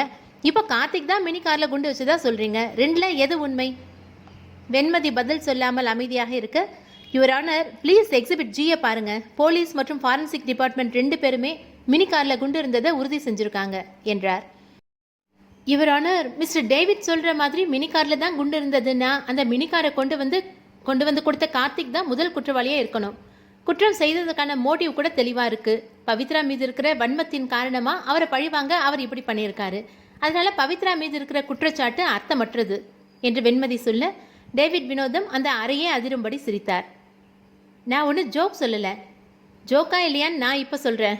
யுவர் ஆனர், கார்த்திக் மீது குற்றச்சாட்டை மொத்தமாக போடுறதுக்கு முன்னாடி இதோ இந்த காணொலி ஆதாரத்தை நீங்கள் பார்க்க வேண்டுகிறேன் என்று ஒரு பென் டிரைவை அவர் கோர்ட்டில் சமர்ப்பிக்க, objection your honour, under IEA 92 over ruled, I will allow this evidence section 165 என்று நீதிபதி கூற, அங்கிருந்த 40 இன்ச் தொலைக்காட்சியில் அந்த காணொலி ஒளிபரப்பப்பட்டது. யுவர் ஆனர், மிஸ்ஸஸ் பவித்ராவோட கம்பெனி டிரைவர் கிட்ட விசாரணை செஞ்சது மூலம் சம்பவம் நடந்த நாளுக்கு 2 நாளைக்கு முன்னாடி மாலை 5 மணிக்கு பவித்ரா ஹோட்டல் கிரீன் ஃப்ளவருக்கு வந்தாங்க. அங்கே கிடைச்ச CCTV வீடியோ இது. அந்த வீடியோவில் பவித்ராவும் கார்த்திக்கும் ஒரே மேஜையில் எதிரெதிரே உட்கார்ந்து பேசிக் கொண்டிருந்தனர். இருவரும் ஜூஸ் குடித்து முடிக்க பவித்ரா தனது ஹேண்ட்பேக்கில் இருந்து கற்றையாக ரூபாய் நோட்டுகளை எடுத்து கார்த்திக்கிடம் கொடுத்தாள். சில வருடங்களுக்கு முன் முத்தம்மா 3வது முறையாக காலிங் பெல்லை அடித்தும் கதவு திறக்கப்படாததால் சற்று பதட்டம் அடைந்தாள். டேய் அடியா அடியா என்று கத்த, அப்போதும் கதவு திறக்கப்படவில்லை. பின்பக்கம் வழியாக சென்று ஜன்னல் வழியாக பார்க்க, அடியார் கண்பன் காதில் ஹெட்செட்டை மாட்டிக்கொண்டு செல்போனில் எறும்புகள் நகரும் வீடியோ ஒன்றை ஆவலுடன் பார்த்து கொண்டிருந்தான். 16 வயதான அடியார் கண்பனுக்கு எறும்புகளின் மீது ஒரு வினோத ஆர்வம். சிறு வயதிலிருந்தே அவற்றை கண்கொட்டாமல் பார்த்து கொண்டிருப்பான். நேரம் போவது தெரியாது, சுற்றி இருப்பவரையும் தெரியாது. வரிசையாக நகர்ந்து செல்லும் எறும்புகள் மட்டுமே அவன் கண்களுக்கு தெரியும். கீழே கிடந்த ஒரு கூழாங்கலை எடுத்து முத்தம்மா அவன் மேல் வீச அவன் திரும்பி பார்த்தான். இங்கே என்னம்மா பண்ணுங்க? கல்லை ஏன் எரிஞ்ச? கதவை திறல, 10 நிமிஷமாக கழுத மாதிரி கத்திட்டு இருக்கேன். அடி ஓடி வந்து கதவை திறக்க முத்தம்மா வீட்டுக்குள் வந்ததும் வராததுமாக தன் கணவன் இருந்த அறைக்குள் ஓடினாள். சில நொடிகளில் என்னங்க என்று மரண ஓலம் அந்த அறையிலிருந்து கேட்க, அதை கேட்காமல் காதில் மீண்டும் ஹெட்செட் அணிந்தபடி தன் செல்போனில் ஊறும் எறும்புகளை கூர்ந்து கவனிக்க தொடங்கினான் அடி. இன்று உண்மையை சொல்லணும்னா எனக்கு உங்கள் மேலே இருந்த நம்பிக்கை போயிடுச்சு பவித்ரா என்று வெண்மதி கோபமாக கேட்க, பவித்ரா பதில் சொல்லாமல் தலை கவிழ்ந்து நின்றாள். ப்ளீஸ் மதி என்று அடி அவளை சமாதானம் சொல்ல முயல, வக்கீல் பொய் சொல்லலாம், ஆனால் வக்கீல் கிட்டேயே பொய் சொல்லக்கூடாது என்று பொறிந்தாள் மதி. நான் பொய் சொல்லல மதி, உண்மையை சொல்லாமல் இருந்தேன் என்று பவித்ரா சொல்ல, இப்போ யாருக்கு நஷ்டம் என்று மீண்டும் பொறிந்தாள் மதி. நீங்கள் உங்கள் லவரை மீட் பண்ண விஷயத்தை ஏன் சொல்லாமல் மறைச்சிங்க? அவன் என் லவர் இல்லை, ஜஸ்ட் மை எக்ஸ். அப்போ ஏன் அவனை ஏன் போய் மீட் பண்ணணும், அதுவும் புருஷனுக்கு தெரியாமல்? அது இன்னொரு பொய் சொல்கிறதுக்கு முன்னாடி யோசிச்சுட்டு சொல்லுங்கள். இல்லை நான் பொய் சொல்ல மாட்டேன் மதி, ஆனால் என்னால் அவனை சந்திச்சதுக்கான காரணத்தை சொல்ல முடியாது. அப்போ என்னால் இனிமேல் உங்கள் வக்கீலாக வாதாட முடியாது மதி என்று அடி அவளது கைகளை பிடிக்க, மதி அவனது கைகளை தட்டிவிட்டாள். அடி நீ அமைதியாயிரு, நீ கொஞ்சம் பொறுமையாயிரு மதி. இல்லை அடி, எனக்கு உங்கள் அக்கா மேலே எனக்கு சந்தேகமாக தான் இருக்குது. மதி, அவங்க மேலே தப்பில்லாதப்போ இந்த விஷயத்தை அவங்க ஏன் மறைக்கணும்? It's fishy. மதி, உனக்காக மட்டும்தான் இந்த கேஸில் வாதாடுறேன் என்று மதி சொல்ல, நீ வாதாட தேவையில்லை என்று சட்டென்று சொன்னாள் பவித்ரா. வெண்மதி அடியார் கண்பன் இருவரும் அதை கேட்டு வாயடைத்து போக, நீ தான் எனக்காக வாதாடணும், நான் உன்கிட்ட கேட்கலையே. மொரோவர் என் மேலே நம்பிக்கை இல்லாதப்போ நீ எனக்காக வாதாடுறதுல அர்த்தமே இல்லை. அக்கா, நான் நிஜமாக தான் சொல்கிறேன் அடி, கட்டின புருஷனே என்னை நம்பலை, இந்த பொண்ணு என்னை எப்படி நம்பும்? அதனால் எனக்காக யாரோ வாதாட வேணாம், கடவுள் என் தலையில் என்ன எழுதியிருக்காரோ அதுவே நடக்கட்டும் என்று மேற்கொண்டு பேசாமல் மீண்டும் சிறைக்குள் சென்றாள் பவித்ரா. அடி உடனே வெண்மதியை சமாதானம் செய்ய முயன்றான். மதி, அக்கா ஏதோ விரக்தியில் பேசுகிறாங்க, நீ தப்பாக நினைக்காத. இல்லை அடி, உங்கள் அக்கா சொல்கிறது தான் சரி, அவங்க மேலே நம்பிக்கை இல்லாதப்போ என்னால் அவங்களுக்காக வாதாட முடியாது என்று மதியும் அங்கிருந்து விரைவாக நடந்தாள். என்ன செய்வதென்று புரியாமல் அடி அப்படியே உறைந்து நிற்க அவனது செல்போனுக்கு ஒரு அழைப்பு வந்தது. ரொம்ப தேங்க்ஸ், உங்கள் கால் எப்போ வரும்னு காத்துட்டு இருந்தேன் சார் என்று அடி சொல்ல, ஜெயிலர் வர 1/2 மணி நேரம் ஆகும், அதுக்குள்ளே அவங்ககிட்ட பேசிட்டு வந்துடுங்க என்றார் அந்த அசிஸ்டன்ட் ஜெயிலர். ஷூர் என்று அடி தன் பாக்கெட்டிலிருந்து ஒரு காந்தி காகிதத்தை கொடுக்க, சார் எஸ்ஜே வார்டருங்க டெக்னிக்கல் ஸ்டாஃபுங்க எல்லாரையும் கவனிக்கணும் சார், இல்லாக்காட்டி போட்டு குத்துருவானுங்க என்று பல்லை இழித்தான். அடி இன்னொரு காந்தியை காட்ட, நேராக போய் இடது பக்கம் என்று கதவை திறந்து விட்டான். அடி அந்த அறைக்குள் செல்ல அங்கே கார்த்திக் தலை கவிழ்ந்தபடி நாற்காலியில் அமர்ந்திருந்தான். வணக்கம், என் பேர் அடி என்று அடி சொல்ல, தெரியும், நீங்கள் பவித்ராவோட தம்பி, பேர் அடியார் கண்பன், உங்களை பற்றி சொல்லியிருக்கா என்றான் கார்த்திக். எப்போ? நாங்கள் காலேஜில் படிக்கிறப்போ. நீங்கள் 2 பேரும் லவ் பண்ணது உண்மைதான். அப்போ பிரேக் ஆனதும் உண்மைதான், அப்படி தானே? ஆமாம், நான் ஒரு குடிக்காரன். பவித்ரா என்னை திருத்த எவ்வளவோ முயற்சி செஞ்சா, ஆனால் நான் தான் திருந்தலை. கார்த்திக் அவனது கண்களை பார்க்க அடி முகத்தை திருப்பி கொண்டான். அந்த ஹோட்டலில் நீங்களும் அக்காவும் எதுக்காக மீட் பண்ணீங்க? அவன் பதில் ஏதும் சொல்லாமல் தலை கவிழ்ந்தான். எதுக்காக எங்கள் அக்கா உங்களுக்கு கத்தியாக பணம் கொடுத்தாங்க? எதுக்காக அந்த மினி காரை கொண்டு வந்து கொடுத்தீங்க? எங்கள் அக்கா மேலே இருந்த கோவத்தில் தான் அதில் குண்டு வச்சிங்களா? இல்லை எங்கள் அக்கா சொல்லி தான் குண்டு வச்சிங்களா? அடியார் கண்பன். அதுவரை அமைதியாக இருந்தவன் வாய்த்திருந்தான். உங்கள் அக்கா எனக்கு பணம் கொடுத்தது உண்மைதான், ஆனால் அதுக்கான காரணத்தை என்னால் சொல்ல முடியாது. அக்காவும் அதை தான் சொன்னால், நீங்களும் அதையே சொல்கிறீங்க. அப்படி சொல்ல முடியாத ரகசியம் என்ன தான் இருக்குது உங்களுக்குள்ளே? நீங்கள் எப்படி கேட்டாலும் அதை நான் சொல்ல மாட்டேன். சரி, அதை சொல்ல வேணாம். அக்கா வீட்டுக்கு குண்டு வச்ச காரை கொண்டு போய் ஏன் கொடுத்தீங்க? எனக்கு காரில் குண்டு இருந்தது தெரியாது. இன்னும் சொல்லப்போனால் அது பவித்ரா வீடுன்னு நியூஸில் பார்த்து தான் தெரிஞ்சுக்கிட்டேன். அடிக்க அவன் மீது சற்று கோபம் வந்தது. அவன் சொல்வது எதுவுமே உண்மை இல்லை என்று எண்ணினான். ஒரு நாள் ஏர்போர்ட் வாசலில் டெலிவரிக்கு போகிறப்போ தான் உங்கள் அக்காவை பார்த்தேன். ரொம்ப வருஷத்துக்கு அப்புறம். அன்றைக்கி பேச முடியல. அடுத்த நாள் ரெஸ்டாரண்ட்டில் மீட் பண்ணோம். மற்றபடி உங்கள் அக்கா வீடு எங்கே இருக்குன்னு கூட தெரியாது. அப்புறம் எப்படி அந்த காரை கரெக்டாக அக்கா வீட்டுக்கு கொண்டு வந்தீங்க? அன்றைக்கி காலையில் காரை கடையிலேருந்து வாங்கி ஹோம் டெலிவரி பண்ணணும்னு ஒரு கால் வந்தது. அதனால தான் டெலிவரி பண்ண போனேன். யார்கிட்டேருந்து அந்த கால் வந்துச்சு? பேர் சொல்லலை, ஆனால் அவங்க நம்பரை ட்ரூ காலரில் போட்டப்போ அனிதான்னு பேர் வந்துச்சு. என்ன? வெண்மதி தனது அலுவலகத்தில் அமர்ந்து மும்முரமாக எதையோ லேப்டாப்பில் டைப் செய்து கொண்டிருந்தாள். அடியார் கண்பன் அங்கு வந்ததை கண்டதும் அவனை கண்டும் காணாதது போல் முகத்தை திருப்பிக் கொண்டாள். அடி அவள் முன் இருந்த நாற்காலியில் அமர்ந்து, என்ன பண்ணிட்டு இருக்க மதி என்று யதார்த்த குரலில் கேட்டான். அவள் பதில் ஏதும் சொல்லாமல் லேப்டாப்பையே உற்று நோக்கி கொண்டிருந்தாள்.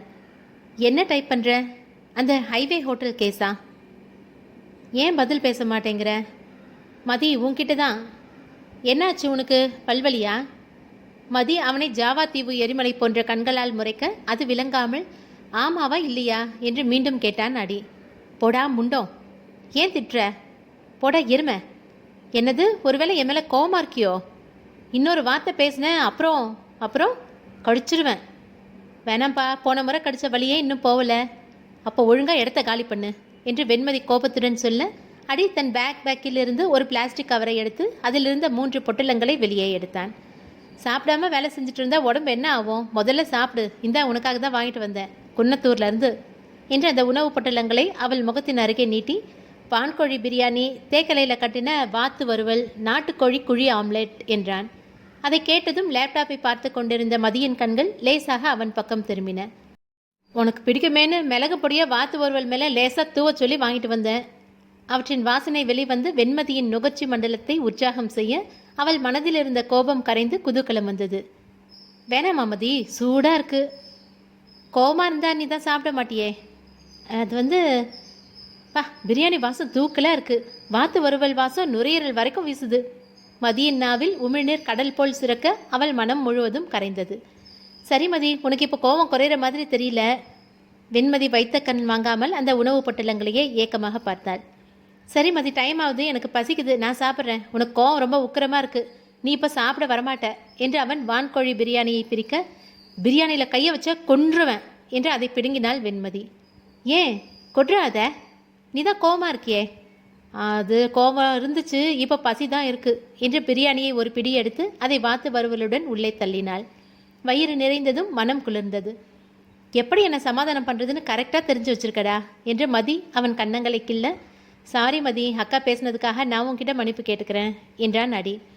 நீ என்னடா மன்னிப்பு அது இதுன்னு பெரிய வார்த்தைலாம் பேசுகிற? என்ன இருந்தாலும் உங்கள் அக்கா உண்மையை மறைச்சது தப்பு, அதான் கொஞ்சம் ட்ரிகர் ஆகிட்டேன். அந்த கோவத்தை நான் உன் மேலே காட்டியிருக்கக்கூடாது. அப்பா, அக்காவுக்காக இனிமேல் வாதாடுவல்ல? இல்லை அடி, அங்கே சொன்னது தான் இங்கேயும் சொல்கிறேன். எனக்கு உங்கள் அக்கா மேலே நம்பிக்கை இல்லை. நம்பிக்கை இல்லாமல் இந்த கேஸில் என்னால் வாதாட முடியாது. அடி எதுவும் சொல்லாமல் தன் கை விரல்களை சொடுக்கிட, ஏய் இப்போ எதுக்கு டென்ஷன் ஆகுற? நான் மட்டும்தான் இந்த ஊரில் வக்கீலா என்ன? அக்காவுக்கு என்னை விட்டால் இப்போ யாரும் இல்லை. அப்போ கேஸை நீயே லீட் பண்ணு, நான் உனக்கு முழு சப்போர்ட் கொடுக்குறேன், ஐ ப்ராமிஸ் என்று அவன் கைகள் மீது தன் கைகளை பதித்தாள் வெண்மதி. ஒரு வாரத்துக்கு பின் அன்று பவித்ரா மீதான வழக்கு மீண்டும் விசாரணைக்கு வர பவித்ராவின் சார்பில் வெண்மதிக்கு பதில் அடியார் கண்பனை ஆஜராகியிருந்தான். அடிக்கு துணையாக வெண்மதி வந்திருந்தாலும் அவளுக்கு இன்னும் பவித்ரா மீது இருக்கும் ஆதங்கம் குறையவில்லை. அதற்கேற்றாற்போல் பவித்ராவும் வெண்மதியும் ஒருவரையொருவர் பார்த்தும் பார்க்காதது போல் முகத்தை திருப்பிக் கொண்டனர். அரசு வழக்கறிஞர் டேவிட் வினோதம் அவைக்கு வந்ததும் அடியன அருகே வந்து, என்ன தம்பி, இன்னைக்கு நீதான் வாதாட போறியாமே, இன்னைக்கு ஒரே பெகலந்தான் போ என்று இழிவாக சிரித்தார். அடி பதில் ஏதும் சொல்லாமல் அமைதியாக இருக்க, பயப்படாத, இன்னைக்கு ஃபேன் பேரிங் ஸ்மூத்தாக இருக்குது, சவுண்ட் எதுவும் வராது, பங்க் ஆகாமல் போ என்று மீண்டும் சிரித்தார். தலைமை நீதிபதி மேரி மாதா அங்கே வந்ததும் வழக்கு விசாரணை துவங்கியது. டேவிட் முதலில் பவித்ராவின் கணவனான புவனேஷை விசாரணைக்கு அழைத்தார். போன முறை பார்த்ததை விடவும் மிகவும் இளைத்திருந்தான். முகம் தெரியாத அளவுக்கு தாடி படர்ந்திருந்தது. உங்கள் பேர்? புவனேஷ். என்ன வேலை செய்கிறீங்க? ஸ்கை ஹை ஏர்லைன்ஸ் அப்படின்னு ஒரு விமான கம்பெனி நடத்துகிறேன். நான் தான் அந்த கம்பெனியோட maximum share holder and chairman. இதோ குற்றவாளி குண்டில் இருக்கிற பவித்ராவும் நீங்களும் என்ன உறவு? புருஷன் பொண்டாட்டி. அது மட்டும்தானா? கம்பெனியில் ஏதாவது பணி ரீதியில் அவங்களுக்கும் உங்களுக்கும் என்ன தொடர்பு? என் கம்பெனியில் அவள் தான் சீஃப் ஆப்ரேஷன் ஆஃபீஸர். எவ்வளோ ஷேர் அவங்க பேரில் இருக்குது? அப்ஜெக்ஷன் யுவர் ஆனர் என்று அடி எழுந்து ஆட்சேபம் தெரிவிக்க, பரவாயில்லையே, உனக்கு பேச வருமா என்று சிரித்தார் டேவிட். யுவர் ஆனர், பவித்ராவோட ஷேர் பற்றின விவரங்களுக்கு இந்த கேஸுக்கும் என்ன சம்மந்தம்? Please object this question. சம்மந்தம் இருக்குது யுவர் ஆனர், கொஞ்சம் அவகாசம் கொடுங்க. Please come to the point mister David என்று நீதிபதி சொல்ல, கண்டிப்பாக. மிஸ்டர் புவனேஷ், நீங்கள் இருக்கிற வீடு யார் பேரில் இருக்குது? என் பேரில் தான். உங்கள் இதர அசையாத சொத்துக்கள் லைக் நிலம், புலம், தோட்டம், துறவு, பண்ணை, பீச் ஹவுஸ், அதுவும் என் பேரில் தான். உங்கள் கம்பெனியோட டேர்ன் ஓவர் போன வருஷம் 1000 கோடின்னு உங்கள் சேல்ஸ் ரிப்போர்ட்டில் வந்தது, அது சரிதானே? சரிதான். உங்கள் பேரில் வீடு, நிலம், புலம், தோட்டம், பண்ணைகள், பல தொழில்கள்னு கோடிக்கணக்கான சொத்து இருக்கும். உங்கள் மனைவி பேரில் என்ன இருக்குது? அப்ஜெக்ஷன் யுவர் ஆனர், இவர் வழக்குக்கு சம்மந்தம் இல்லாத கேள்விகளை கேட்டு கேஸை திசை திருப்புறாரு என்று அடி மீண்டும் ஆட்சேபம் தெரிவிக்க, யுவர் ஆனர், கொலைக்கான நோக்கத்தை, அதாவது மோட்டிவை உறுதிப்படுத்த தான் நான் இந்த கேள்விகளை கேட்டேன். மோட்டிவ் இஸ் சிம்பிள், சொத்து என்றார் David. This calls for speculation. ஆதாரம் இல்லாமல் குற்றம் சாட்டுறார் யுவர் ஆனர் என்று அடி வாதாட, ஆதாரம் இருக்குது என்று ஒரு சில காகிதங்களை டேவிட் நீதிபதியிடம் சமர்ப்பித்தார். யுவர் ஆனர், கம்பெனி ஷேரில் 10% பங்கு வேணும்னு பவித்ரா அப்ளை செஞ்ச விண்ணப்பங்கள் இதெல்லாம். இது சம்மந்தமாக அவங்க அனுப்பிய இமெயில், ஸ்கைப் சேட், இப்படி பல ஆதாரங்கள் இருக்குது. பவித்ராவுக்கு தனது கணவன் சொத்துக்கள் மீது இருக்கிற ஆசையை நிரூபிக்கிறதுக்கு என்று டேவிட் அடியை பார்க்க, அவன் தரையை பார்த்து கொண்டிருந்த பவித்ராவை பார்த்தான். மிஸ்டர் புவனேஷ், உங்கள் மனைவி உங்கள் கம்பெனி ஷேரில் பங்கு கேட்டது உண்மையா? உண்மைதான். அதுக்கு உங்கள் பதில் என்ன? நான் இப்போதைக்கு முடியாதுன்னு சொன்னேன், கொஞ்சம் காலம் வெயிட் பண்ண சொன்னேன், ஆனால் அவள் கேட்கல. She was furious. ஒரு 10 நாள் இதை காரணம் காட்டி ஆஃபீஸ் பக்கமே வரல, என்கிட்ட பேசலை. தட்ஸ் ஆல் யுவர் ஆனர் என்று டேவிட் முடிக்க, உங்களுக்கு ஏதாவது கேட்கணுமா அடியார் கண்பன் என்று அடியை அழைத்தார் நீதிபதி. அடி எழுந்து தன் அங்கேயை சரி செய்து கொண்டு, உங்களுக்கும் பவித்ராவுக்கும் நடந்த திருமணம் காதல் திருமணமா இல்லை பெரியவங்க ஏற்பாடு செஞ்சு நடந்த திருமணமா என்று புவனேஷிடம் கேட்க, காதல் திருமணம் தான் என்றான் அவன். எவ்வளவு நாளாக லவ் பண்ணீங்க? 2 வருஷம். கல்யாணம் பண்ணலாம்னு யார் ப்ரப்போஸ் பண்ணது? நான் தான். பவித்ரா கிட்ட உங்கள் அளவுக்கு பணம், சொத்து, வசதி எதுவும் இல்லை. அப்படி இருக்கும்போது நீங்கள் ஏன் அவங்கள கல்யாணம் பண்ண முடிவு பண்ணீங்க? புவனேஷ் அதற்கு பதில் சொல்லாமல் பவித்ராவை பார்க்க, அவளது கண்கள் அவனை ஏக்கத்துடன் பார்த்தன. பதில் சொல்லுங்க மிஸ்டர். எனக்கு அவளை பிடிச்சிருந்தது. அவளோட மனதைரியம், பண்பு, தன்னம்பிக்கை முக்கியமா என்று அவன் தயங்க, முக்கியமா என்ன என்று தூண்டினான் அடி. என் பையன் வலனுக்கு அவளை பிடிச்சிருந்தது என்றான் புவனேஷ். அதை கேட்டதும் டேவிட் முகத்தில் சற்று சலனம் வெளிப்பட, பவித்ரா முகத்தில் சற்று நிம்மதி தெரிந்தது. கல்யாணத்துக்கு அப்புறம் பவித்ரா வலன் கிட்ட எப்படி நடந்துக்கிட்டாங்க? 2 பேரும் ஏதாவது பிரச்சனை, சண்டை அப்படின்னு இருந்ததா? அப்படிலாம் எதுவும் இல்லை. பவித்ரா வலனை என்னைக்காவது திட்டியிருக்காங்களா, இல்லை அடிச்சிருக்காங்களா, சித்தி குடும்பம் மாதிரி ஏதாவது? எனக்கு தெரிஞ்ச வரைக்கும் அப்படிலாம் எதுவும் இல்லை. ப்ளீஸ் இதை நோட் பண்ணுங்க your honour. There was no animosity ever. Objection my lord. முன்பகை இல்லைன்றதுக்காக மட்டும் அவங்க குற்றவாளி இல்லைன்னு சொல்ல முடியாது. கொலைக்கு காரணமாக இருந்த ஆயுதத்தை, அதாவது அந்த மினி காரை வாங்கி கொடுத்ததே பவித்ரா தான். Your honour, my landed friend சொன்னது மாதிரி மினி காரை கொண்டு வந்த நபர் தான் குற்றவாளினா பவித்ராலி குற்றவாளி கிடையாது என்று அடி சொல்ல, டேவிட் வினோதம் உட்பட அனைவரும் அதிர்ச்சியில் நுனி இருக்கைக்கு வந்தனர். யுவர் ஆனர், டிஃபென்ஸ் தரப்பு கவுன்சில் தேவையில்லாத, ஆதாரமில்லாத எதையோ கூறி வழக்க திசை திருப்ப முயல்றாரு என்று டேவிட் கூற, ஆதாரம் இருக்கு யுவர் ஆனர் என்று கார்த்திக் மற்றும் அவனுக்கு சம்பவம் நடந்த அன்று அழைப்பு வந்த அந்த மற்றொரு எண் 2ஐயும் பற்றிய விவரங்களை அடி நீதிமதியின் முன் சமர்ப்பித்தான். யுவர் ஆனர், சம்பவம் நடந்த அன்னைக்கு காலையில் திரு கார்த்திக் அவர்களுக்கு தங்களிடம் சமர்ப்பித்த அந்த குறிப்பிட்ட எண்ணிலிருந்து அழைப்பு வந்திருக்கு. மினி காரை கடையிலேருந்து பிக்கப் பண்ணி பவித்ராவோட வீட்டில் ஹோம் டெலிவரி செய்யும்படி அந்த நபர் தான் கேட்டிருக்காரு. ஜிபேயில் அதுக்கான பணத்தையும் பரிமாற்றம் செஞ்சுருக்காரு. நீதிபதி அவற்றை ஆராய்ந்து, இது யார் நம்பர் என்று கேட்க, பவித்ராவின் கணவனின் சகோதரி அனிதா, அந்த நம்பர் அவருடைய பேரில் பதிவாகியிருப்பதற்கான ஆதாரம் இதோ என்று இன்னொரு காகிதத்தையும் நீதிபதியிடம் அடி சமர்ப்பித்தான். அதை கேட்டு பவித்ரா, புவனேஷ் மட்டுமின்றி அனிதாவின் முகத்திலும் பெரிய அதிர்ச்சி வெளிப்பட்டது. பவித்ரா தான் குற்றவாளி என்ற ஒரே பார்வையோட போலீஸ் இந்த வழக்கை அணுகியிருக்கிறாங்க. வேறு கோணத்தில் வழக்கை அணுகவே இல்லை. அனிதா ஏன் மினி காரை டெலிவரி செய்ய சொல்லி கார்த்திகை அணுகியிருக்கணும்? அதுவும் தான் வழக்கமாக பயன்படுத்துகிற எண்ணில் இருந்து இல்லாமல் வேற ஒரு எண்ணில் இருந்து என்று அடி சொல்ல, யுவர் ஆனர், அனிதாவை விசாரணைக்கு அழைக்க வேண்டுகிறேன் என்றார் டேவிட். டவாலி அனிதாவின் பெயரை மும்முறை அழைக்க கண்களில் குழப்பத்துடனும் அச்சத்துடனும் அனிதா விசாரணை கூண்டுக்குள் வந்தாள். டேவிட் ஒரு சில குறிப்புகளை கையில் எடுத்துக்கொண்டு அவளிடம் விசாரணையை தொடங்கினார். உங்கள் பேர்? அனிதா. இதோ குற்றவாளி கூண்டில் இருக்கிற பவித்ராவுக்கும் உங்களுக்கும் என்ன உறவு? எங்கள் அண்ணனை அவங்க 2ஆம் தாரமாக கல்யாணம் செஞ்சுருக்காங்க. அப்போது இவங்க உங்களுக்கு அண்ணி முறை அப்படியும் சொல்லலாம். இவங்களுக்கும் உங்களுக்கும் ஏதாவது பிரச்சனை, முன்பகை இருக்கா? அனிதா பவித்ராவை உற்று நோக்கி சற்று தயக்கத்துடன் இல்லை என்றாள். சரி, கொலை நடந்த அன்னைக்கு காலையில் உங்கள் பேரில் இருக்கிற ஒரு மொபைல் ஃபோன்லேருந்து கார்த்திக் அவங்களுக்கு ஒரு கால் வந்திருக்கு, அந்த மினி காரை டெலிவரி பண்ண சொல்லி. அந்த காலை நீங்கள் தான் பண்ணீங்களா? அவள் சற்று தயக்கத்துடன், நான் அந்த காலை பண்ணல என்றாள். யுவர் ஆனர், இவங்க கால் பண்ணின ஹிஸ்ட்ரி, பேமெண்ட் ஹிஸ்ட்ரி எல்லாமே உங்ககிட்ட சப்மிட் பண்ணியிருக்கிறேன் என்று அடி எழுந்து கூற, நான் அந்த காலை பண்ணலை என்று மீண்டும் அழுத்தமாக கூறினாள் அனிதா. கோர்ட்டில் வந்து பொய் சொன்னால் 3 வருஷம் சிறை தண்டனை என்று அடி கூற, மிஸ்டர் அடியார் கண்பன், சாட்சியை கோர்ட் ரூம்லேயே மிரட்டுறீங்களா? Your honour, I condemn this என்று டேவிட் உரக்க சொன்னார். மிஸ்டர் அடியார் கண்பன், கொஞ்சம் அமைதியாக இருங்க. இந்த ஆதாரத்தை ஏன் முன்னாடியே போலீஸ்கிட்ட சப்மிட் பண்ணலை? வேலிடேட் செய்யாத ஆதாரங்களை நேரடியாக இங்கே வந்து கொடுத்து கேஸை மேலும் குழப்பாதீங்க. ப்ரொசீஜர் ஃபாலோ பண்ணுங்கள் சார் என்று நீதிபதி மேரி மாதா சற்று கடுப்பாக கூற, சாரி மேடம் என்று அடி தலை கவிழ்ந்தான். இந்த லீடை மேலும் விசாரிக்கும்படி போலீஸ் துறைக்கு உத்தரவிடுறேன். 22ஆம் தேதி இந்த வழக்கு மீண்டும் விசாரிக்கப்படும். Court is adjourned. நான் அப்போவே நினச்சேன், அந்த அனிதா தான் இதையெல்லாம் செஞ்சுருப்பான், கிராதகி என்று பவித்ரா கண்களில் சினம் பொங்க கூற, உனக்கு முன்னாடியே அவன் மேலே சந்தேகம் இருந்ததா என்று அடி கேட்டான்.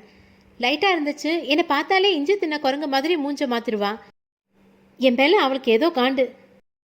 என்ன கோல்ட் டிகர்னு பல தடவை பல பேர்கிட்ட சொல்லியிருக்கா. ஆனால் என்ன ஆனால் ஒரு கொலை செய்கிற அளவுக்கு, அதுவும் அவளோட சொந்த அண்ணன் பையனை, சொந்த ரத்தத்தை கொலை செய்கிற அளவுக்கு அவளுக்கு வெறி இருந்ததை என்னால் நம்ப முடியலை. பணத்துக்காக பணத்தை கூட திங்கிற உலகம். பெத்த அம்மாவே பணத்துக்காக சொந்த குழந்தைய கொண்டதை பார்க்கலையா? இதெல்லாம் ஏமாத்திரம்.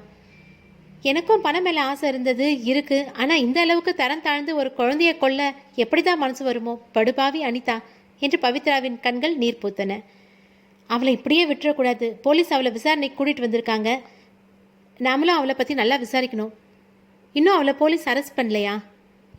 இல்லை, பிளாசிபிள் எவிடன்ஸ் இல்லாமல் அரெஸ்ட் பண்ண முடியாது. அவகிட்ட ஒரு ஆலபை இருக்குது. என்ன ஆலபை? ஃபோன் கால் நடந்த நேரத்தில் அனிதா தன்னோட ஃப்ரெண்ட் ரேஷ்மாவோட ஹாஸ்பிட்டலில் இருந்ததா சொல்கிறா. ரேஷ்மாவா என்று பவித்ரா சற்று முனைப்பாக கேட்க, உனக்கு அவளை முன்னாடியே தெரியுமா என்று கேட்டான் அடி. ஆமாம், அவள் அனிதாவோட ஸ்கூல் ஃப்ரெண்ட். எங்கள் கம்பெனியில் தான் அவளும் அவளோட புருஷனும் ரோபோட்டிக் லேபில் வேலை செய்கிறாங்க. 6 மாதத்துக்கு முன்னாடி நடந்த ஒரு ஆக்சிடெண்ட்டில் ஒரு ரோபோ அவளையும் அவள் புருஷனையும் தாக்கிடுச்சு. அவள் புருஷன் ஸ்பாட்லேயே காலி. அவள் ரொம்ப கோமாவில் இருந்தா. போன மாதம்தான் நினைவு திரும்பினா. ஆனால் அவளுக்கு தலையில் ஏற்பட்ட அடியால் அம்னீஷியா வந்துருச்சு.